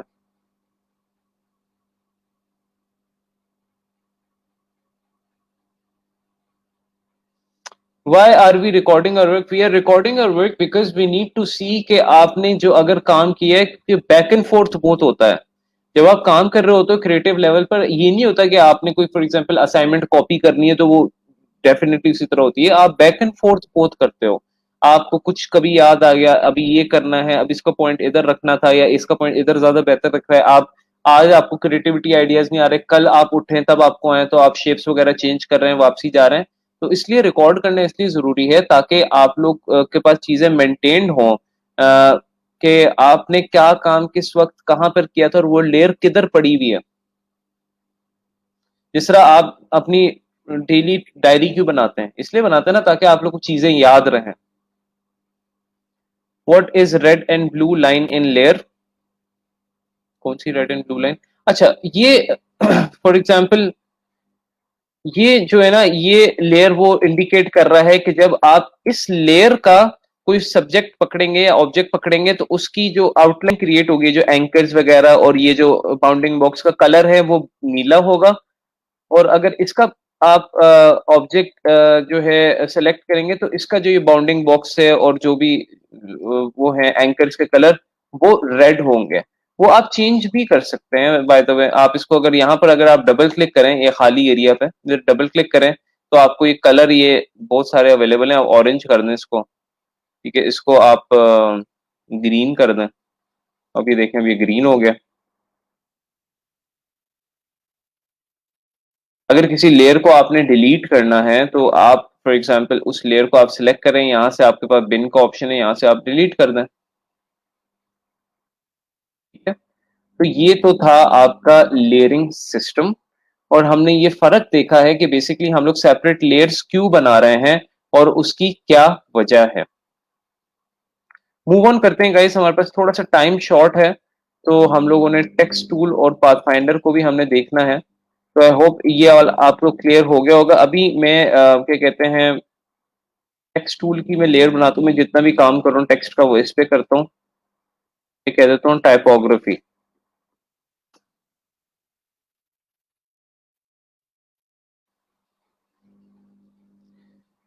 सो नंबर वन, हमने ये टेक्स्ट पे मैं दोबारा से आता हूँ। टेक्स्ट टूल आपका यहाँ से ये टाइप टूल है। टाइप टूल के लिए आप लोगों को बाहर क्या चीज चाहिए, ये वाला पैनल, कैरेक्टर पैनल। सो आप जब कोई कैरेक्टर टाइप करते हैं, फॉर एग्जांपल यहाँ पे मैं टाइप करता हूँ पाकिस्तान, इस तरह आपका एक कैरेक्टर टाइप होता है और आपको ये कर्सर आगे ये इंडिकेट कर रहा होता है कि आप कुछ और भी मजीद लिख सकते हैं। फॉर एग्जांपल पाकिस्तान जिंदाबाद, कुछ भी। तो ये कर्सर इंडिकेट करता है कि आप अभी तक एडिटिंग मोड में हैं और आप कुछ लिख भी सकते हैं, कुछ रिमूव भी कर सकते हैं। यानी अगर मैं बैक स्पेस कर रहा हूं तो रिमूव हो जाएगा, दोबारा से लिखूंगा तो दोबारा से लिखा जाएगा। अगर मैं इसको क्लिक करके यहाँ से सेलेक्ट करूं तो ये सेलेक्ट भी हो जाएगा। ठीक है, यानी एडिटिंग मोड में है अभी ये। तो एडिटिंग, जब ये कर्सर ब्लिंक कर रहा होता है तो दैट मीन्स कि your font is in editing mode. तो आप इसमें मजीद फॉन्ट भी ऐड कर सकते हैं या मजीद कोई लेटर ऐड कर सकते हैं या लेटर रिमूव करना चाहें वो कर सकते हैं, जिस तरह भी आपकी मर्जी हो। But once you have done that, तो फिर आप क्या करते हैं, फिर आप यहाँ से सिलेक्शन टूल लेते हैं और फिर आप कहीं पे भी क्लिक करते हैं तो फिर वो उस एडिटिंग मोड से बाहर आ जाता है। लेकिन अगर दोबारा एडिटिंग मोड में जाना तो फिर दोबारा आप इसके आगे या जहां पे भी आप कहीं पे ना इसी सिलेक्शन टूल से डबल क्लिक करते हैं तो दोबारा से एडिटिंग मोड में चला जाता है। ठीक है, तो बाहर आना है, इसी को सिलेक्ट करके कहीं पे भी क्लिक करें, बाहर आ जाएंगे। तो सबसे नंबर वन चीज कि आप लोग फॉन्ट ही आपने हम लोग ने सिंपल लिखा है, और उस सिंपल फॉन्ट को लिखने में हमने देखा है कि हमारा एक एडिटिंग मोड होता है जो कि वो कर्सर ब्लिंक करता है, वो उसकी इंडिकेशन होती है। तो एडिटिंग मोड जो है आप उसमें वापसी भी जा सकते हैं और उससे निकल भी सकते हैं, वो मैंने अभी आपको तरीका बताया है सिंपल सा, उसके लिए हम लोग सिलेक्शन टूल का इस्तेमाल करते हैं। अगर दोबारा जाना है तो आप अगर फॉर एग्जांपल इधर से एडिटिंग मोड में जाना है, इसके दरमियान डबल क्लिक करेंगे तो ये देखें कर्सर आपका इधर आ जाएगा, इधर करना है इधर आ जाएगा, यानी इधर से फॉन्ट शुरू करना है इधर से आ जाएगा, इधर से फॉन्ट शुरू करना है इधर से आ जाएगा। सो इसके लिए सिलेक्शन टूल काफी यूजफुल रहता है। सेकंड, आपको हम लोग अभी देख रहे थे कि यहाँ पर हम इसको पढ़ना शुरू करते हैं। ये सबसे पहले आपका ये फॉन्ट्स फैमिली है कि आप कौन सा फॉन्ट रखना चाह रहे हो भाई। आप इसको सिंपली यहाँ पे आके क्लिक करके, आप डबल क्लिक करके आप अपने माउस से स्क्रॉलिंग करेंगे नीचे की तरफ या अपवर्ड की तरफ, तो आप डिफरेंट फॉन्ट सेलेक्ट कर सकते हैं।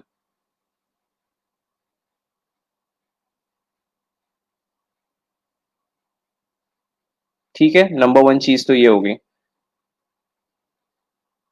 आप डिफरेंट फॉन्ट सेलेक्ट कर सकते हैं, या आपने यहाँ से फॉन्ट सेलेक्ट कर लिया, फिर उसके अगर आपके पास स्टाइल्स अवेलेबल अगर हैं, देखिए स्टाइल्स क्या होते हैं, आप लोगों ने देखा होगा कि जब आप लोगों ने वर्ड का इस्तेमाल किया होगा तो उसमें आप कुछ फॉन्ट्स बोल्ड करना चाहते हैं, कुछ फॉन्ट्स इटैलिक करना चाहते हैं, तो वो जो एक फॉन्ट होता है उसका बोल्ड वर्जन या इटैलिक वर्जन या मीडियम वर्जन या सेमी सेमी बोल्ड वर्जन, ये जो सारे वर्जन होते हैं ये उसकी फैमिली होती है।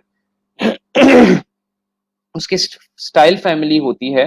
तो आप यहाँ से ये वाले ऑप्शन से यहाँ से उसकी फैमिली सेलेक्ट कर सकते हैं, स्टाइल फैमिली। अगर तो कोई भी नहीं है तो एक ही होगी, सो दैट इज फाइन। लेकिन अगर मैं आपको दिखाऊं, या फॉर एग्जांपल एरियल हम सेलेक्ट करते हैं, तो इसकी देखें फैमिली काफी बड़ी है, नैरो एरियल है, ठीक है, बोल्ड है, तो वो फैमिली आप यहाँ से सिलेक्ट करते हैं। नंबर थर्ड, यहाँ पर आपके पास साइज आ गया। साइज का मैंने जिस तरह आप लोगों को बताया था, दो तरीके से आप कर सकते हैं, या तो फिक्स्ड आप साइज यहाँ पे एंटर कर दें, या आप मैनुअली यहां से साइज एडजस्ट कर लें, लेकिन वो यहाँ पे साइज ऑटोमेटिकली आएगा। उसके बाद यहाँ पर हमारे पास एक ऑप्शन है जिसको हम कहते हैं लीडिंग। लीडिंग ये होता है, फॉर एग्जांपल आप एडिटिंग मोड में अगर मैं जाऊं, तो यहाँ पर एडिटिंग मोड में मैं एंटर दबा दूं तो मतलब दूसरी लाइन पर चला जाएगा ना, ठीक है, दूसरी लाइन पर चला जाएगा, पाकिस्तान जिंदाबाद, ठीक है, राइट। तो अब फॉर एग्जांपल ये एक पूरा एक बॉक्स है जिसके अंदर ये फॉन्ट है, ओके। नाउ इसके दरमियान आप लोगों को स्पेसिंग नजर आ रही है, ओके हो गया। तो ये जो लीडिंग है, अगर मैं इसको बढ़ाता हूं तो देखिएगा इसके दरमियान स्पेसेस बढ़ रही हैं, और अगर मैं कम करूंगा, ऑब्वियसली मैं इसको 150 कर देता हूं, तो ये स्पेस इसके दरमियान इतनी कम हो जाएगी, वो अटैच हो जाएंगे आपस में आके। तो ये लीडिंग एक काफी इंटरेस्टिंग कॉन्सेप्ट है। आप लोग को वर्ड में भी इसका आइडिया हुआ होगा, जब आप वर्ड पे लिखते हैं तो आप कहते हैं ना कि सेंटेंसेस के दरमियान कितनी स्पेसिंग यानी कितनी लीडिंग होनी चाहिए, तो ये वो चीज है। अ, अभी मैं इसको ये डिलीट कर देता हूँ। नंबर थर्ड चीज जो है वो ये है कि यहाँ पर आपके पास ट्रैकिंग एक ऑप्शन है, नंबर फोर्थ पे यहाँ पर ट्रैकिंग एक ऑप्शन है। ये बड़ा मजेदार सा ऑप्शन है। ये बेसिकली आइडेंटिफाई करता है कि आप डिफरेंट अल्फाबेट्स के दरमियान अगर स्पेसेस ऐड करना चाह रहे हो, फॉर एग्जांपल इसको अगर मैं 50 कर देता हूँ, तो आप ये जरा इधर नोटिस कीजिएगा, इनके दरमियान स्पेसेस जरा बढ़ जाएंगी। ये देखें, PKA PAKISTAN, इन सबके दरमियान स्पेसेस बढ़ चुकी हैं। अगर मैं इसको मजीद बढ़ाता हूँ यानी 200 करता हूँ, तो सेलेक्ट करके करना, कुछ भी परफॉर्म करना है सेलेक्ट करके करना है। तो देखें आप लोगों के पास यहाँ पर इसकी स्पेसिंग कितनी ज्यादा बढ़ गई है। दोबारा से जीरो पर लेकर आता हूँ, तो पहले इस तरह था। तो आप लोगों ने देखा होगा कुछ इस तरह के फॉन्ट्स होते हैं जिसके दरमियान अल्फाबेट्स के दरमियान स्पेसिंग ज्यादा होती है, तो वो इस ऑप्शन से होती है जिसको हम कहते हैं ट्रैकिंग। ट्रैकिंग इसको कहते हैं ऑप्शन को। और इसको आप माइनस में भी कर सकते हैं, यानी आप फॉर एग्जांपल -50 करेंगे तो देखिए बहुत ज्यादा क्लोज हो जाएंगे, -100 करेंगे तो बहुत ज्यादा अटैच हो जाएंगे आपस में एक दूसरे से। So zero is fine. अगर आप गैप्स बढ़ाना चाहते हैं तो आप बढ़ा सकते हैं, 200 से ऊपर भी लेके जा सकते हैं, 500 ले जाएं तो कहाँ पे चली जाती है बात। तो देखें कितने ज्यादा गैप्स पड़ रहे हैं। मूविंग फॉरवर्ड, एक क्वेश्चन है कि भाई अगर अगर तो हम सिर्फ दो फॉन्ट्स के दरमियान सिर्फ स्पेस बढ़ाना चाह रहे हैं, हम कहते हैं सर हम सिर्फ ये एस और टी के दरमियान स्पेस बढ़ाना चाह रहे हैं, बाकी सबके दरमियान स्पेस ना बढ़े। तो उसका क्या तरीका है? उसका ये तरीका है, आप इनके दरमियान सबसे पहले कर्सर लाएंगे, एडिटिंग मोड वाला। और अगर तो इससे करूंगा तो भाई सब में बढ़ रहा है, ये तो मसला है। लेकिन अभी मेरी रिक्वायरमेंट ये कि मैं एस और टी के दरमियान सिर्फ स्पेस बढ़ाना चाह रहा हूं, ताकि मेरे बाकी और फॉन्ट के लेटर्स पर कोई असर ना पड़े, सिर्फ इनके दरमियान बढ़े। ठीक है, सो यहां से मैं एडिटिंग मोड में आऊंगा, इनके दरमियान डबल क्लिक करूंगा सिलेक्शन टूल से। आप डबल क्लिक करके सिलेक्शन टूल से भी एडिटिंग मोड पे आ सकते हैं, या आप सिंपली टेक्स्ट टूल से भी आप सिंपली इनके दरमियान क्लिक करें, तब भी आप एडिटिंग मोड्स पे आ सकते हैं। तो जब आप इस पे आ गए हैं तो फिर आपने क्या करना है, फिर आपने दबाना है अपने कीबोर्ड पे ऑल्ट और दबा के रखना है। और अगर मैं राइट की तरफ करता हूं अपना टॉगल की, जो आपके ये राइट लेफ्ट अप डाउन नहीं होता है, टॉगल की राइट की तरफ कर रहा हूं, तो देखिएगा ये टी जो है उस एस से सिर्फ मूव कर रहा है और बाकी कुछ भी मूव नहीं कर रहा। इसको हम कहते हैं मैनुअल ट्रैकिंग। ठीक है, और जब मैं इसको छेड़ूंगा ना, जिस तरह मैंने इसको छेड़ा, तो यहां पर पहले क्या लिखा हुआ था, आउटो। इसको आउटो करेंगे तो देखें वापसी आ जाएगा।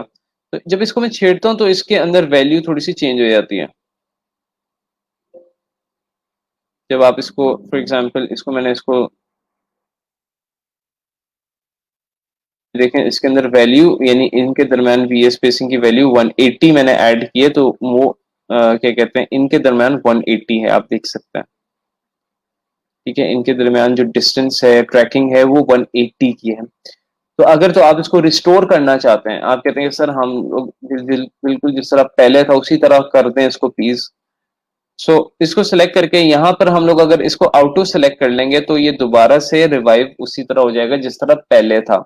तो यहां से आप बताने का आप लोग को मकसद ये कि आप क्या कहते हैं, अपने सिलेक्टेड अपने पसंदीदा कैरेक्टर्स के दरमियान सिर्फ अगर स्पेस बढ़ाना चाह रहे हैं तो आप इस तरह बढ़ा सकते हैं, और उसको इस तरह आप दोबारा से रिस्टोर कर सकते हैं। तो ये कुछ ऑप्शंस थे यहाँ पर। उसके अलावा हमारे पास ये दो ऑप्शन थे। अच्छा, ये दो ऑप्शन ये हैं कि मैं आप लोगों को बताता हूँ कि अगर आप लोगों ने इस तरह साइज नहीं बढ़ाना ना फॉन्ट का, ये तो सबसे बेस्ट है। लेकिन अगर आप इस तरह यानी उसको ट्रांसफॉर्म यानी अपस्केल या डाउनस्केल करके उसका साइज बढ़ा रहे हैं शिफ्ट एंड ऑल्ट दबाकर,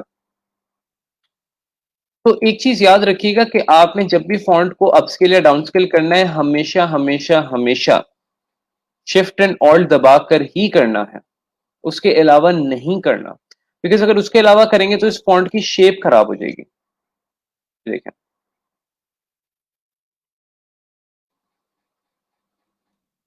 मैं आपको एग्जांपल देता हूँ। इसकी एक ये कॉपी बनाते हैं, इसको मैं शिफ्ट एंड ऑल के बगैर बढ़ा रहा हूँ, ये हुआ। और इसको मैं शिफ्ट एंड ऑल के साथ बढ़ा रहा हूँ। कौन सा ओरिजिनल लग रहा है और कौन सा नहीं? ये लग रहा है ना ओरिजिनल। ये आपको लग रहा है कि ऐसे स्ट्रेच हो गया, अपवर्ड की तरफ स्ट्रेच हो चुका है। सो अगर तो गलती से आपसे ये वाली चीज हो गई है, मिस्टेक हो जाती है, आप डिजाइनिंग करते हैं बहुत सारी मिस्टेक्स होती हैं। तो अब क्वेश्चन ये है कि क्या मैं इसको एग्जैक्टली इस तरह रिस्टोर कर सकता हूँ? अगर मैनुअली करने बैठूं तो मुझे बड़ा मुश्किल होगा, यानी मैं परफेक्ट नहीं होगा कि बिल्कुल परफेक्ट हो। तो क्या कोई ऑटोमेटिक तरीका है? तो उसका आंसर है यस अगेन, बिल्कुल ऑटोमेटिक एक तरीका है। वो तरीका ये कि ये जो आपके पास दोनों ऑप्शंस हैं, एक वर्टिकल स्केल है और एक हॉरिजॉन्टल स्केल है। अगर इन स्केल में से कोई भी वैल्यू, जब आपने इसको सेलेक्ट किया हुआ फॉन्ट को, कोई भी वैल्यू 100 नहीं है, दैट मीन्स कि इसको स्ट्रेच किया गया है, इसकी जो स्केलिंग है वो सही नहीं है। तो यहां पर आप देख सकते हैं 57.55 है, दैट मीन्स कि इसकी स्केलिंग इज नॉट गुड, यानी ये स्ट्रेच हुआ हुआ है। इसको अगर आप 100 कर देंगे दोबारा से, यानी 100 100 हो जाएगा दोनों, तो अब ये बिल्कुल नॉर्मल जिस तरह ये था फॉन्ट उस तरह हो चुका है, बिल्कुल उसी तरह की इसकी स्ट्रेचिंग है, यानी 100 100 दोनों हो चुके हैं। ओके, सो अगर तो आपसे गलती से हो गया ये थोड़ा सा देखिएगा, मैं करूंगा तो यहाँ पे देखिए वैल्यू चेंज हो गई, यहाँ पे देखिए वैल्यू चेंज हो गई। इस वैल्यू को आपने 100 करना है दोबारा टू रिस्टोर दिस। लगी समझ? तो ये जो दो स्केल्स हैं, अगर इनकी दोनों की वैल्यूज कभी भी आप फॉन्ट सेलेक्ट करें खराब हो, दैट मीन्स कि आपका फॉन्ट स्ट्रेच्ड है। ओके हो गया? उसके बाद हमारे पास यहाँ पे ये बेस लाइन शिफ्ट है, इतनी ये इंपॉर्टेंट नहीं है। ये आपके पास रोटेट का टूल है, यानी आप फॉन्ट्स को इस तरह रोटेट कर सकते हैं।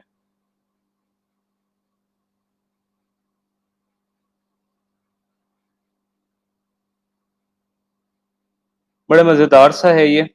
अगर आप कह रहे हैं कि आप सिर्फ कोई सेलेक्टिव किसी को रोटेट करना चाह रहे हैं, तो आप उसको सेलेक्ट कर लें और फिर रोटेट कर लें। यानी आप किसी एक पूरा जो फॉन्ट है उसके अंदर मल्टीपल अल्फाबेट्स को सेलेक्ट कर सकते हैं। किस तरह?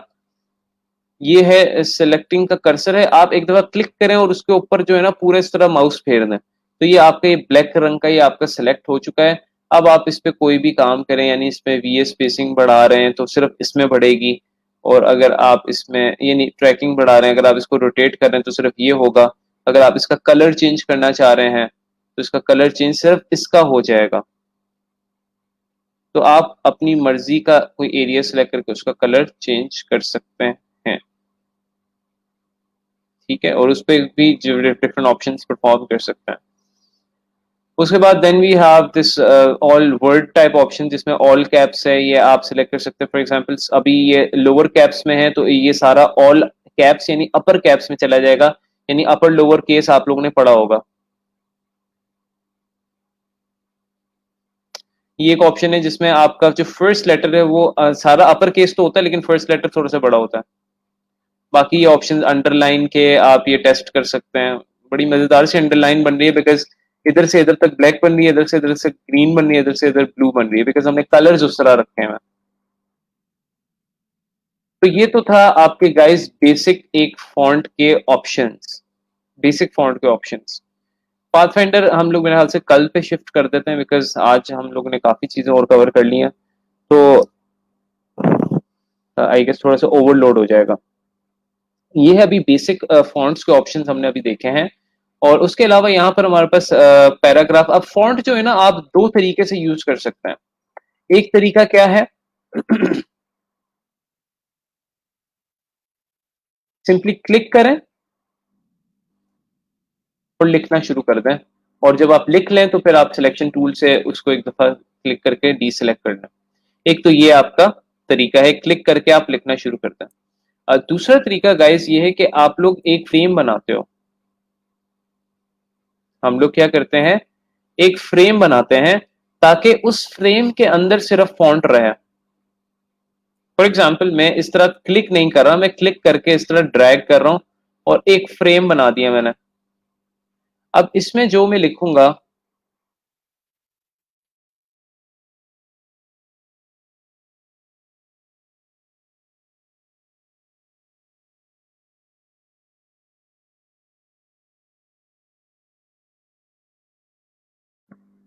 वो गाइस सिर्फ इस बॉक्स के अंदर रहेगा, इस फ्रेम के अंदर रहेगा। अब आप इसकी ये वीएस पे ये जो लीडिंग है ये मैनेज कर सकते हैं, आप इसकी आउटलाइन मैनेज कर सकते हैं, इसका साइज थोड़ा छोटा कर लेते हैं,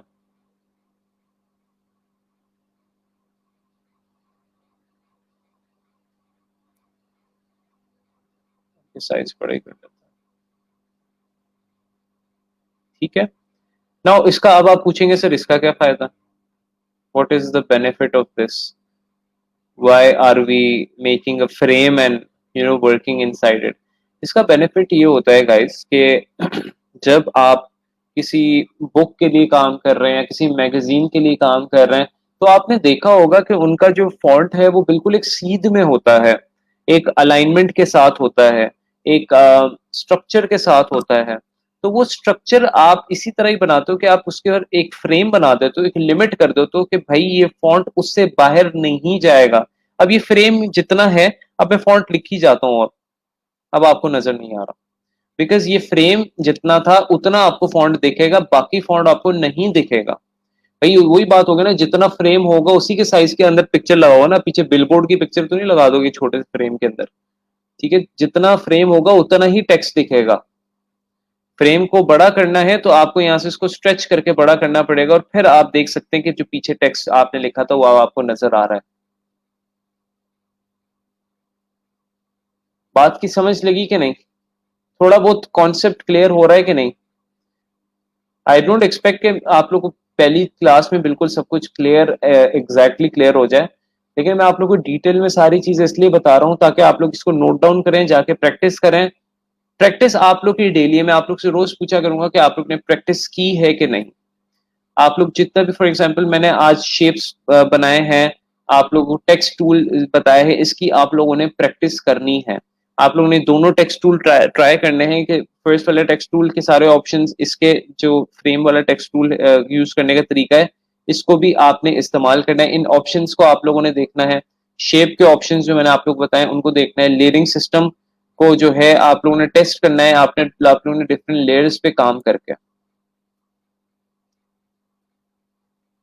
सो ये एक और तरीका है टेक्स्ट टूल को यूज करने का। फिलहाल के लिए इलिस्ट्रेटर पे भी इतना ही। मैं इंशाल्लाह हमारे पास आगे टेक्स्ट टूल है, इसको हम कल कंटिन्यू करेंगे अलोंग विथ पाथफाइंडर। यहां तक आप लोगों का कोई भी सवाल हो तो पूछ सकते हैं, लिख सकते हैं, इंशाल्लाह हम उसको बाद में देखेंगे। करेक्टर वाला वाला पैनल नहीं मिल रहा, आप विंडो पे जाएं, टाइप के अंदर जाएं, टाइप के अंदर आपको करेक्टर पैनल मिलेगा। टेक्स्ट अनएडिटेबल कैसे करते हैं यार? Very good question.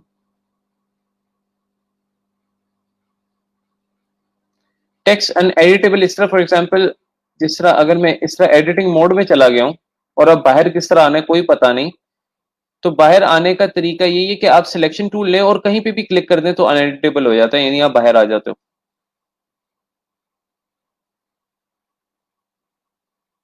फ्रेम किस तरह सेलेक्ट किया? फ्रेम मैंने इस तरह सेलेक्ट किया कि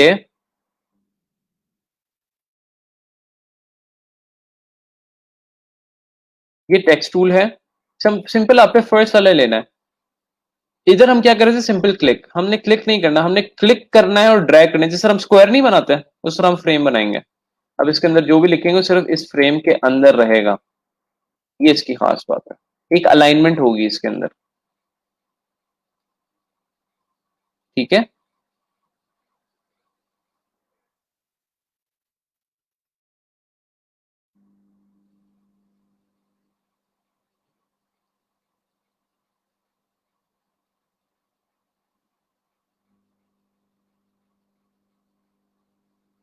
उस पर स्क्रीनशॉट आई गेस आप एक स्निपेट टूल है वो कर लें, वो हर विंडोज का होता है स्निपेट टूल।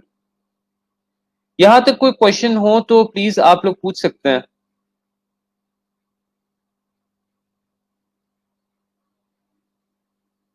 सर अगर फ्रेम को मूव करेंगे तो टेक्स्ट भी बिल्कुल टेक्स्ट साथ मूव होगा, फ्रेम का बिल्कुल साथ है टेक्स्ट। ये देखें, ये फ्रेम मूव हुआ, टेक्स्ट भी मूव हुआ।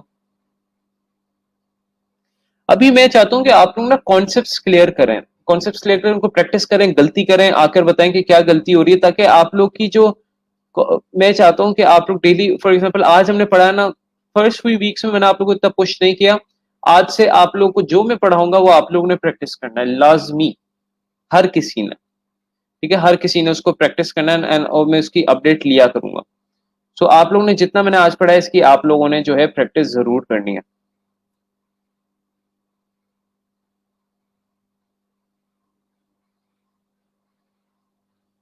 अनएडिटेबल करने के बाद आप सिंगल वर्ड को रोटेट नहीं कर सकते, आपको उसको सेलेक्ट करना पड़ेगा, एडिटेबल मोड में जाके फिर रोटेट होगा। अनएडिटेबल में नहीं हो सकता, पॉसिबल ही नहीं है। आप पूरे फॉन्ट को भी रोटेट कर सकते हैं, इस तरह जो हमारा नॉर्मल रोटेशन है उससे।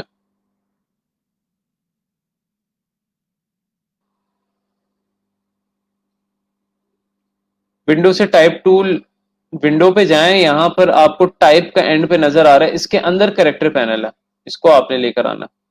Type character. Thank you Hamza for telling them. अच्छा गाइज, अगर यहाँ इसमें कोई क्वेश्चन नहीं है तो मैं आगे फाइवर की तरफ मूव ऑन कर लूं, प्लीज, अगर आप मुझे अलाउ करें।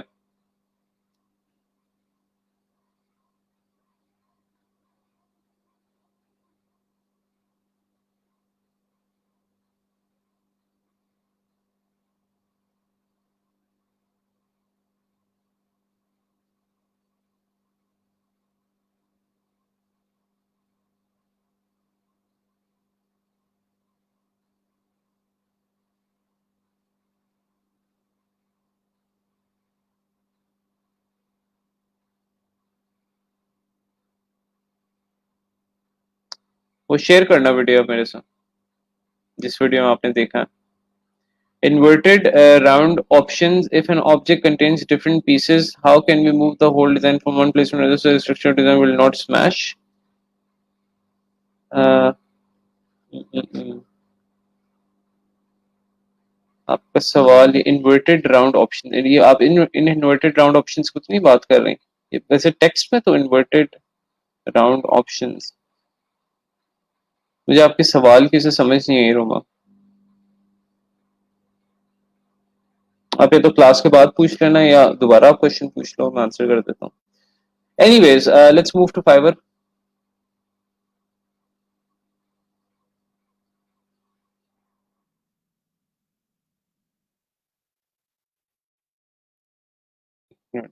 आपके साथ शेयर करता हूँ, 1 minute.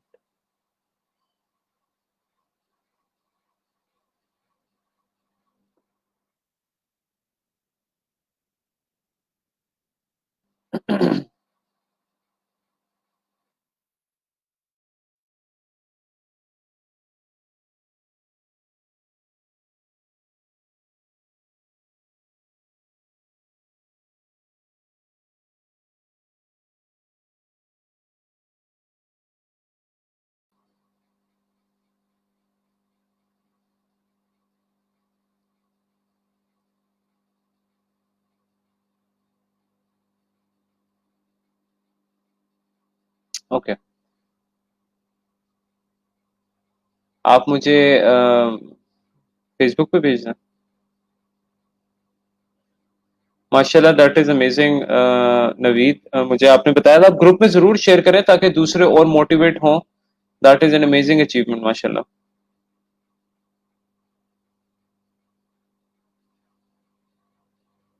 I can not understand this.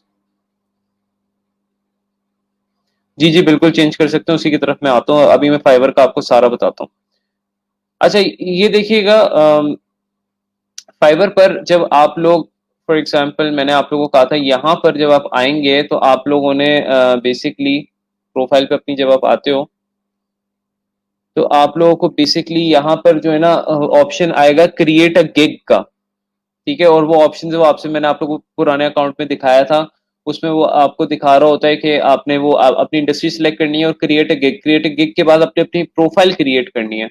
अब आपको इस तरह का ऑप्शन आ रहा होगा क्रिएट अ गिग का। ठीक है, और अब आपको वो स्विच टू बाइंग और स्विच टू सेलिंग का भी ऑप्शन आ रहा होगा। मैं जरा थोड़ा सा ओवरव्यू देता हूँ फाइवर का, कि फाइवर के जो है बेसिकली थोड़ा सा काम किस तरह करेगा, अब आपको किस तरह दिखेगा। अब यहाँ से आप प्रोफाइल पर आ सकते हैं। प्रोफाइल आपको इस तरह की दिखेगी, जिसमें यहाँ पर आपको फॉर एग्जांपल एक्टिव गिग्स में आपको यहाँ पे क्रिएट गिग का, बेसिकली न्यू गिग का जो है ना वो ऑप्शन दे रहा है। ठीक है, क्रिएट अ न्यू गिग का जो है आपको ऑप्शन दे रहा है, तो इस पर जब आप क्लिक करते हैं तो आप न्यू गिग एक बना सकते हैं। For example create a new gig में करता हूँ तो इस तरह मैं उस पेज पर आ जाता हूँ। अगर तो आपका नंबर सेव है, अगर आपने पूरी वो प्रोफाइल कंप्लीट की तो आप इस पेज पे जरूर आए होंगे। I will come back. ठीक है, सो यहाँ पर अब ये हमारा टैगलाइन थी जिसको मैंने कहा था आप एडिट कर सकते हैं। ठीक हो गया। उसके अलावा ये आपकी डिस्क्रिप्शन है। अब डिस्क्रिप्शन के बारे में मैं थोड़ा सा आप लोगों को बताना चाहता हूँ कि डिस्क्रिप्शन का स्ट्रक्चर क्या होना चाहिए। मैंने डिस्क्रिप्शन लिखी हुई है, इसका आपको मैं ब्रेक डाउन करके दिखाता हूँ कि ये डिस्क्रिप्शन किस तरह लिखी गई है, और इस तरह की ही आप लोगों ने डिस्क्रिप्शन लिखनी है। आप अपनी एडिट कर सकते हैं डिस्क्रिप्शन कभी भी। तो अगर मैं एडिट डिस्क्रिप्शन पे जाऊं जरा, तो मैंने यहाँ पे सबसे पहले अपना एक सिंपल इंट्रोडक्शन कराया, हाय आई एम सैफ, ठीक है, अपना नाम आपने बताया है। उसके बाद as a visual designer I work in logo design, comic illustration and UI design. तो आपने शुरू में ही बता दिया कि आप एज अ ग्राफिक डिजाइनर या आप एज अ क्रिएटिव डिजाइनर या आप एक विजुअल डिजाइनर या आप एक डिजाइनर किन फील्ड्स में काम करते हो। आपने उन फील्ड्स को प्रॉपरली लिखा है, यानी लोगो design, comic illustrations, UI UX design. इसको क्यों मैंने क्लियर क्लियर करके लिखा है, इसकी एक वजह यह है कि एक तो हमारी प्रोफाइल की, एक तो कोई भी कस्टमर पड़े उसको फौरन से पता लग जाए कि अच्छा ये बंदा करता क्या है, इसका नाम क्या है, व्हाट डज ही डू। दूसरा ये कि उसको फौरन से ये पता लग जाए कि किस फील्ड में स्पेशलाइजेशन रखता है। नंबर 3, उस जब भी फॉर एग्जांपल कोई कस्टमर सर्च करता है कॉमिक इलिस्ट्रेशंस या लोगो डिजाइन, तो हमारी प्रोफाइल सर्च इंजन में उसके पास आ सकती है। सो ये जो डिस्क्रिप्शन मैंने जो स्टार्ट की है, इसमें जो मैंने ये टर्म्स लिखे हैं, इससे क्या होगी, हमारी प्रोफाइल की एसईओ यानी हमारी प्रोफाइल की रैंकिंग बेहतर होने के चांसेस हो सकते हैं। समझ लगी थोड़ी सी बात की, कॉन्सेप्ट क्लियर हुआ? कि फॉर एग्जांपल आपने सबसे पहले अपना नाम बताना है, ये बताना है आप क्या आपका प्रोफेशन है, आप अपने प्रोफेशन को क्यों इतना अटैच हो। आप ये भी बता सकते हैं कि I love designing because I am very close to nature, आप कुछ इस तरह करके लिख सकते हो। फिर आप ये बता सकते हो आप किन फील्ड्स में स्पेशलाइजेशन है आपकी, फॉर एग्जांपल लोगो डिजाइन में है। अब आप सोच रहे होंगे सर हम किस में लिखें, हमने तो कुछ पढ़ा ही नहीं। तो आप अभी कुछ कुछ किसी में भी लिख दें, लोगो डिजाइन आप एक लिखते हैं, आप एक लिख दें इलिस्ट्रेशंस लिख दें, और आप एक लिखते हैं for example social media designs लिखते हैं, क्योंकि हमने बहुत सारी चीजें पढ़नी है। सोशल मीडिया डिजाइन्स हैं, वो आप बाद में भी चेंज कर सकते हैं, लेकिन मैं अभी फिलहाल आपको एक स्ट्रक्चर बता रहा हूं कि आपने अपनी डिस्क्रिप्शन का स्ट्रक्चर किस तरह रखना है।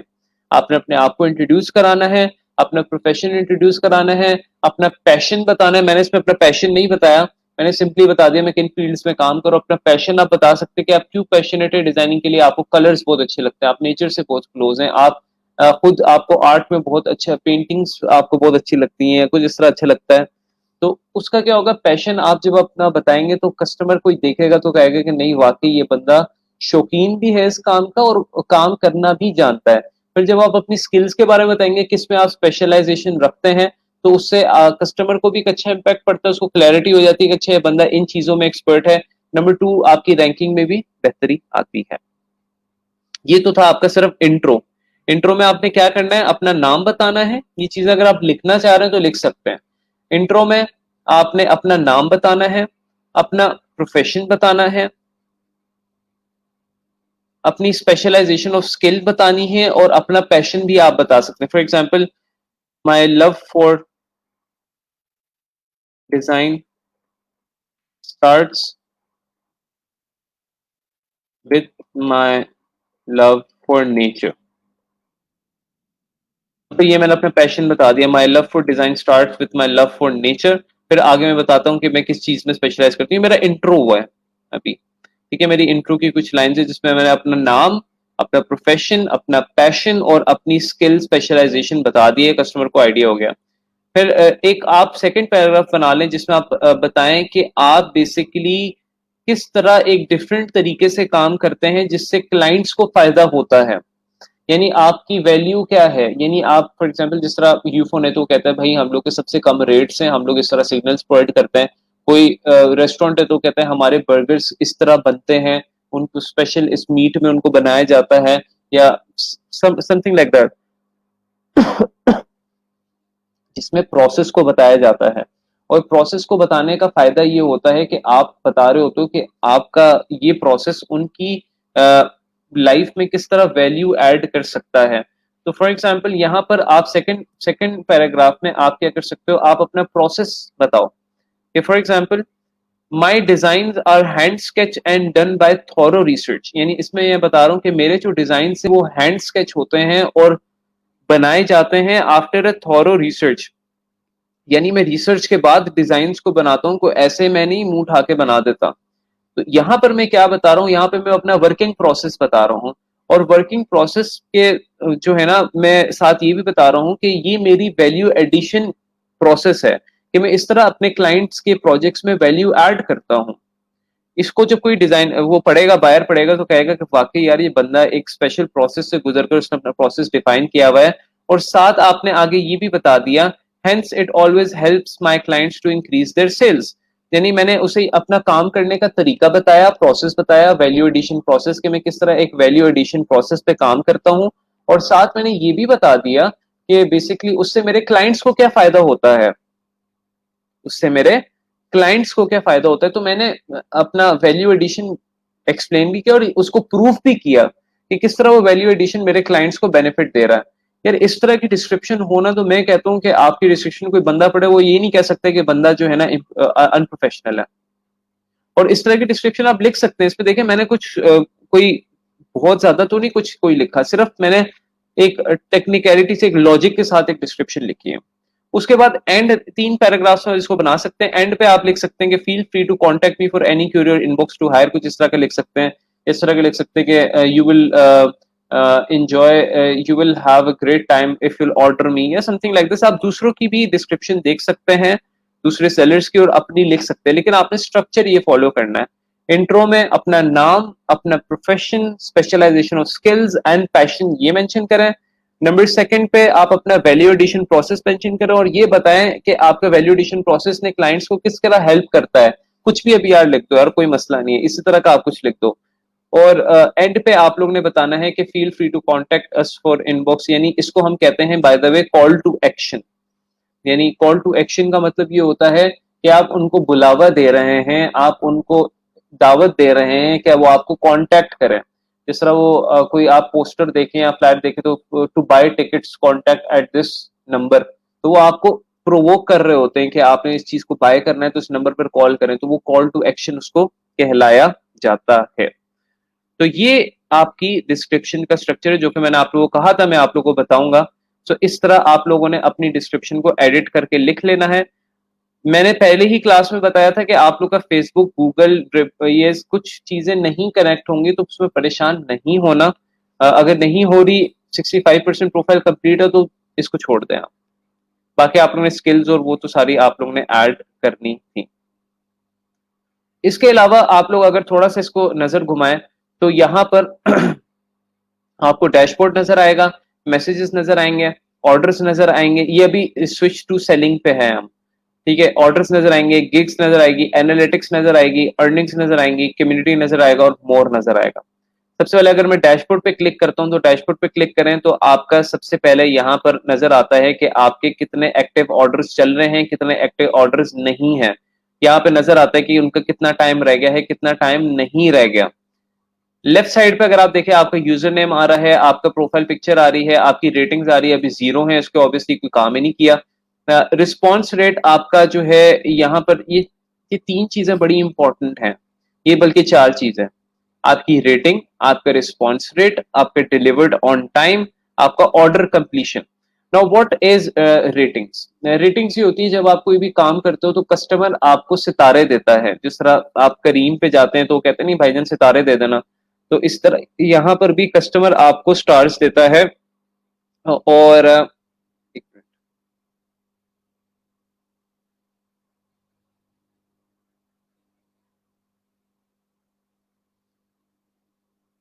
सो कस्टमर आपको स्टार रेटिंग्स देता है, तो वो आपकी प्रोफाइल की आप समझ लें रीढ़ की हड्डी है। जो आपकी रेटिंग्स हैं, जो आपकी स्टार्स हैं, उसके बगैर जो है आप समझ लें कि आपकी प्रोफाइल यूजलेस है। नंबर 1। नंबर 2, ये रिस्पॉन्स रेट होता है। रिस्पॉन्स रेट कौन बताएगा क्या होता है? कमेंट्स में जरा कोई बता सकता है कि रिस्पॉन्स रेट क्या होता है? What do you mean by response rate?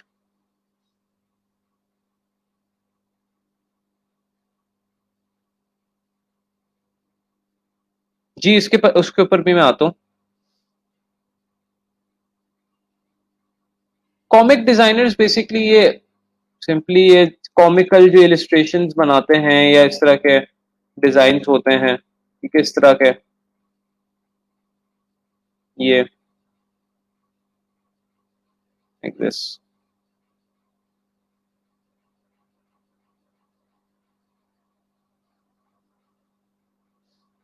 बिल्कुल सही कह रहे हैं, जितना जल्दी वर्क करके दिया और जितना जल्दी, ये करेक्ट है कि how quickly you answer the client. Sir बिल्कुल रिप्लाई देना, इन विच टाइम यू रिप्लाई दे, बिल्कुल सही कहा आपने। जिस तरह फेसबुक पे आप लोगों ने देखा होगा कि रिस्पॉन्स टाइम होता है कि आपका वो लिखा आता है कितने घंटे, तो यहाँ पे फाइवर पर भी आपको बेसिकली परसेंटेज वो बताता है। अब वो ये कहते हैं कि आपने इसको 90% से गिरने नहीं देना, आपने अपना रिस्पॉन्स टाइम क्विक रखना है, यानी कितने लोगों को आपने रिस्पॉन्स किया। अगर उसमें से फॉर एग्जांपल 20 लोगों ने आपको रीच किया, आपने एक को नहीं किया, तो हो सकता है आपकी 90% पर गिर जाए, वो रेशो बनता है। इस तरह delivered on time, delivered on time का मतलब है कि अगर आपको ऑर्डर मिला, आपको 2 दिन का टाइम था, तो आपने उसको तीसरे दिन जाकर डिलीवर किया, तो आपका ऑर्डर लेट होगा। तो आपके यहाँ पे रेशियो शो होगा कि आपने कितना ऑर्डर डिलीवर ऑन टाइम किया है, ये भी 90% से या 90% से ऊपर होना चाहिए, उससे नीचे नहीं। अब इसमें ना रेशियोज होती हैं, फॉर एग्जाम्पल अब आपका एक ही ऑर्डर आपने किया है और वही आपने लेट कर दिया है, तो ये 100% से 20 to 10% पे भी गिर सकती है, समझ रहे हैं। लेकिन अगर आपने 100 ऑर्डर्स किए हैं और उसमें से एक लेट हो गया, तो फिर 1% या 2% गिरती है, वो रेशियो एक एवरेज जो नहीं होती है, आप लोग की मीन एवरेज जो होती है, उसके हिसाब से ये परसेंटेज बनती है, और ये ऑटोमेटिकली चेंज होती रहती है, आपके जिस तरह प्रोफाइल चलती रहती है उस हिसाब से। ऑर्डर कंप्लीशन के आपने कितने ऑर्डर कंप्लीट किए हैं, यानी ऑर्डर कंप्लीट करना is different than delivered on time. Delivered on time का मतलब है कि कितने आपने डिलीवर्ड ऑन टाइम कर दिए। ऑर्डर का कंप्लीट होने का मतलब ये है कि कितने आपने फाइनली आपके सील्ड पैक ऑर्डर्स हैं, यानी सील उन पे लग चुकी है। तो अगर कुछ ऑर्डर्स कैंसिल भी होते हैं आपके, तो फॉर एग्जांपल कैंसिल होंगे, तो ये परसेंटेज आपकी गिर जाएगी, तो वो यहाँ से आप देख सकते हैं। उसके बाद आप अपने यहाँ से भी लिंक कर सकते हैं। उसके बाद आपके मैसेजेस हैं, मैसेजेस पे जब आप जाएंगे तो आपको दो चीजें नजर आएंगी, एक आपको नोटिफिकेशन नजर आएगा, एक आपको इनबॉक्स नजर आएगा।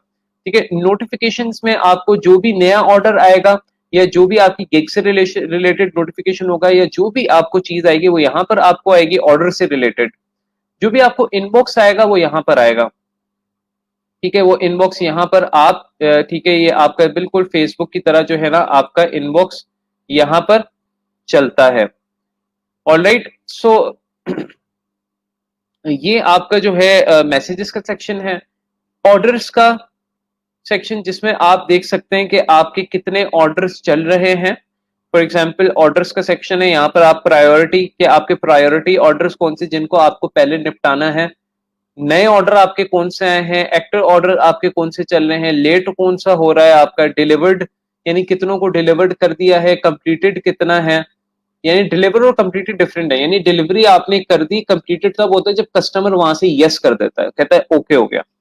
कैंसिल्ड कितने हैं, ठीक है, स्टेड कितने हैं, तो ये सारा आप डिटेल्स यहाँ से, यहाँ पे हमें ऑर्डर्स की शो होगी। गिग्स, जो भी आप गिग्स बनाएंगे वो बेसिकली यहाँ पर आपको उनका डेटाबेस शो होगा। हमारे पास एक्टिव गिग कितनी है, 0 है। पेंडिंग अप्रूवल क्या है, पेंडिंग अप्रूवल का मतलब ये है कि फॉर एग्जांपल आपने गिग बनाई है लेकिन फाइवर अभी तक उसको जो है ना इंटरटेन नहीं करना चाह रहा, यानी उसको चाह रहा है कि अभी उस पर टाइम लगा रहा है, उसको अप्रूव नहीं किया उसने, तो हमें उसके डिसीजन का वेट करना पड़ता है।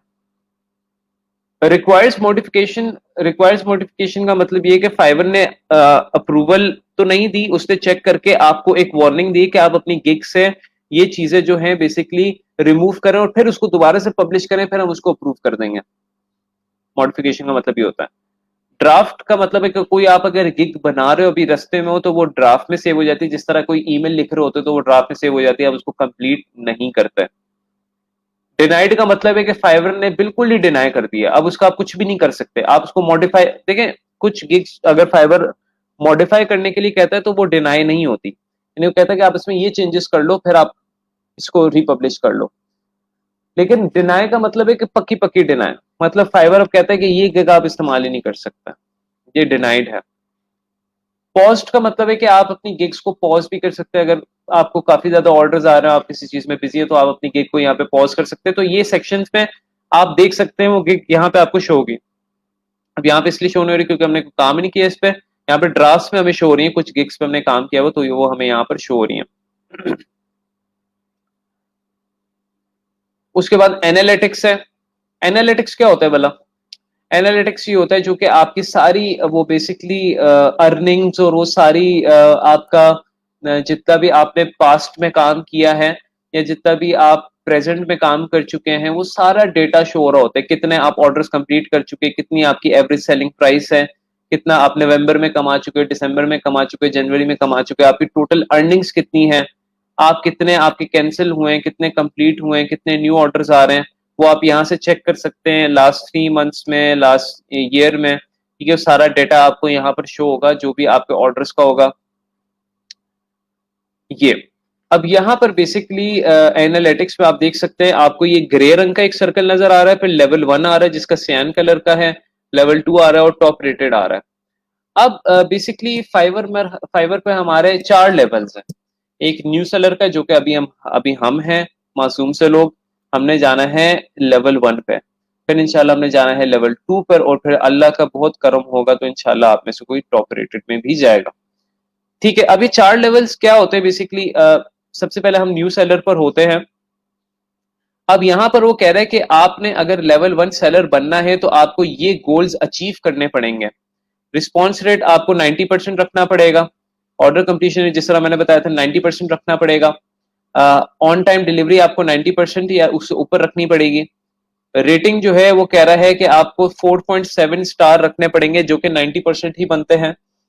सेलिंग सीनियोरिटी वो कहता है आपको एटलीस्ट 60 डेज जो है फाइवर पर रहना पड़ेगा बिफोर यू, यानी 2 महीने, आप 2 महीने से पहले आप लेवल 1 पे नहीं पहुंच सकते, बिकॉज जब से आपने प्रोफाइल बनाई है तब से उसके 2 महीने बाद आप जो है, जब आप 60 दिन के हो जाएंगे फाइवर पर, तब आप लेवल 1 पे जा सकते हैं। वो कहता है कि आपने एटलीस्ट 10 ऑर्डर्स जो है वो रिसीव करने हैं before you move towards level 1। और वो ये कहता है कि आपने एटलीस्ट $400 अर्न करने हैं उन 10 ऑर्डर्स में से, तब आप लेवल 1 पे जा सकते हैं। और आपको 30 दिनों के अंदर कोई टर्म्स एंड सर्विस यानी वॉयलेशन की कोई आपको वार्निंग नहीं आई, तब भी आप अगले लेवल पर जा सकते हैं। ये उन्होंने सारे पैरामीटर्स दिए हुए हैं अगले लेवल पर जाने के लिए। अब response rate, order completion rate, on time delivery, rating, इसके बारे में उन्होंने देखा। सेलिंग सीनियोरिटी के बारे में भी मैं आपको बता दिया। और ये दो चीजें जो हैं ऑर्डर और अर्निंग वाली, ये वाली चीज है कि आपने एटलीस्ट 10 ऑर्डर हमने क्लाइंट्स लेने हैं, और 10 ऑर्डर में से $400 अगर हम अर्न करेंगे तब हम लोग जो है लेवल 1 पर जा सकते हैं। यहाँ पे रेटिंग सिस्टम है, आप देख सकते हैं कितने लोगों ने आपको किस मुल्क से कहाँ से रेट किया। ठीक है, आपको यहाँ पे वर्ल्ड डोमिनेशन में दिखेगा कि फॉर एग्जाम्पल किस क्लाइंट का आपने कहाँ से काम किया है, and that is it. Analytics में आप ये सारी चीजें देख सकते हैं। अर्निंग्स में आपको फॉर एग्जाम्पल यहाँ पर सारा आपको अर्निंग्स का डेटा आपको शो होगा कि आपकी नेट इनकम कितनी है, आप कितने निकलवा चुके हैं, आपने परचेजेस के लिए कितने यूज किए। ऑब्वियसली आप कोई चीज परचेज तो करते नहीं तो वो यूज नहीं करेंगे। पेंडिंग क्लियरेंस फाइवर पर ये होता है, जब आप कोई ऑर्डर करते हो, आपने सक्सेसफुली कोई $50 का ऑर्डर किया है, तो फाइवर उसमें से 20% काट लेता है, यानी फाइवर उसमें से 20% कमीशन लेता है। दैट मीन्स 50 का आपको कितना मिला, 40। तो फाइवर की यही कमाई है भाई, हम कुछ कर भी नहीं सकते उसमें, वो हमें बिजनेस दे रहे हैं। सो अब होता है कि आपको जो 40 मिले हैं वो भी आपको 14 दिन बाद क्लियर होते हैं, 14 डेज बाद आपको वो क्लियर होते हैं। तो वो जो पेंडिंग क्लियरेंस है ना, वो यहाँ पे शो हो रहे होते हैं कि कितने आपके पेंडिंग क्लियरेंस है। जब वो क्लियर हो जाते हैं फिर वो आपको यहाँ पे शो होते हैं कि अवेलेबल फॉर विड्रॉल, अब आप इतने विड्रॉ करा सकते हैं। उसके अलावा यहाँ पर ये अकाउंट अटैच करने का ऑप्शन है, जिसके बारे में मैं इंशाल्लाह आपको डिटेल में बताऊंगा कि पेपैल है, फाइवर रेवेन्यू कार्ड है और डायरेक्ट डिपॉजिट है, ये किस तरह यूज होंगे, किस तरह आप इसमें अपने कार्ड्स वगैरह अटैच करेंगे।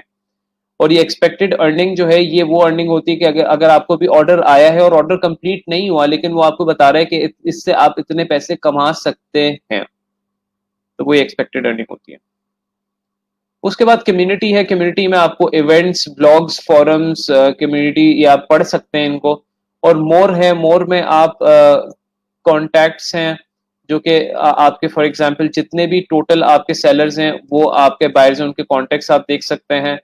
बायर रिक्वेस्ट है, बायर रिक्वेस्ट बेसिकली ये होता है कि इसमें जिस तरह अखबार में कोई जॉब नहीं अपलोड होती, तो उस पर आप लोग अप्लाई करते हैं, अपनी सीवी भेजते हैं, अपना कवर लेटर भेजते हैं। यहाँ पर कुछ कस्टमर्स जो हैं वो आपको डायरेक्टली रीच करने के बजाय एक बायर रिक्वेस्ट अपलोड करते थे जिसमें कहते हैं कि कस्टमर हमें खुद रीच करें। कस्टमर हमारी जॉब देखे और हमें एक कवर लेटर या प्रपोजल लिखें जिसके बारे में हम इंशाल्लाह डिटेल में पढ़ेंगे। अभी हम सिर्फ एक वॉक थ्रू देख रहे हैं, एक वॉक थ्रू करा रहे हैं कि बेसिकली ये सारी चीजें क्या हैं। स्विच टू बाइंग पे आप जाएंगे तो फिर आप सारी स्विच टू बाइंग वाले ऑप्शंस एक्सरसाइज कर सकते हैं जिसमें आप चीजें सर्च करना, ये सारा हम देख चुके हैं। तो गैस ये तो सारे गिग फाइवर के जो है ओवरऑल आप समझ लें, मैंने ओवरव्यू देना था फाइवर के सारे ऑप्शंस का। जरा मैं थोड़ा टाइटल चेंज कर दूं, मैंने गलती से गिग कंपोनेंट्स लिख दिया था। फाइवर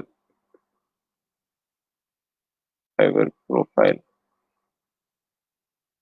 कंपोनेंट्स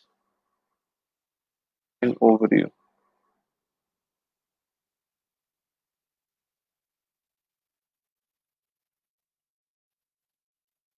आप लोग का यहां तक कोई सवाल है तो आप लोग प्लीज जरूर पूछें। सर स्विच टू बायर का ऑप्शन क्या है? स्विच टू बायर का ऑप्शन ये है कि आप जब स्विच टू बायर करते हो तो आप एज अ बायर एक्ट कर रहे हो, तो फिर आप गिग्स को सर्च कर सकते हो। स्विच टू सेलिंग में आप सर्च नहीं कर सकते। स्विच टू सेलिंग में जब आप आते हैं तो ये सर्च का ऑप्शन देखिएगा गायब हो जाएगा। स्विच टू बाइंग में आएंगे तो फिर ये सर्च का ऑप्शन आएगा। सर्च का ऑप्शन क्यों जरूरी है? कीवर्ड्स के लिए। इंशाल्लाह जब हम गिग बनाएंगे तो हम देखेंगे सर्च का ऑप्शन कितना जरूरी है हमारे लिए।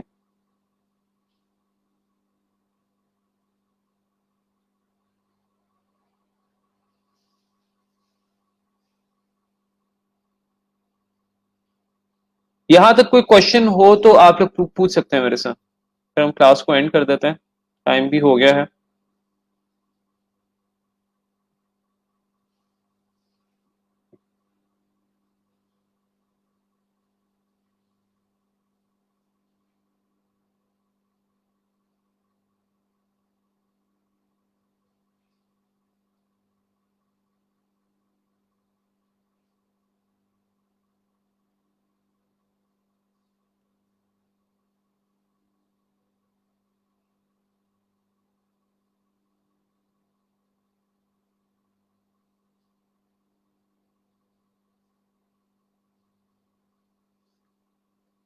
अगर किसी को क्वेश्चन नहीं है तो I just end the class here. किसी का अगर कोई सवाल हो तो मुझे टैग कर लें, जिनके रह गए मैं उनके भी क्यूरी सॉल्व कर देता हूँ। और जिन्होंने अभी पूछने सवाल तो मुझे टैग कर दें क्यूरी वाली पोस्ट में, मैं वहां पर आंसर कर दूंगा। तो और आज मैं कुछ ट्यूटोरियल्स भी शेयर करूंगा, वो आप लोगों ने ट्यूटोरियल्स पिछले क्लास से रिलेटेड और आज की क्लास से रिलेटेड वो आप लोगों ने जरूर देखना है और प्रैक्टिस जरूर करनी है। मुझे बताना है कि आप लोगों ने प्रैक्टिस की है, आप लोग उससे मैं वो भी स्क्रीनशॉट भी ले सकता हूँ कि आप लोग स्क्रीनशॉट भी दें। मैं इतना स्ट्रिक्ट नहीं हूँ इस मामले में, लेकिन मेरा सिर्फ कोशिश ये है कि आप लोग प्रैक्टिस करते जाएं साथ साथ। मैं कोई ऐसा असाइनमेंट नहीं दे रहा कि आप लोगों ने दिखानी है 12 बजे से पहले स्क्रीनशॉट, लेकिन ये कि अगर if you can show me that is amazing. But if you can tell me कि सर हमने वाकई प्रैक्टिस किया और आप एक्सप्लेन करें कि सर हमने ये टूल्स का इस्तेमाल किया, तो मेरी तसल्ली हो जाएगी। तो इंशाल्लाह आप लोगों से कल करते हैं मुलाकात। टेक केयर ऑफ योरसेल्फ, अपना बहुत सा ख्याल रखें और अपनी फैमिली वालों का ख्याल रखें, अपने गिरदों अपने नेबर्स का, हर किसी का ख्याल रखें और अपना भी बहुत सारा ख्याल रखें। Take care of yourself. अल्लाह हाफिज।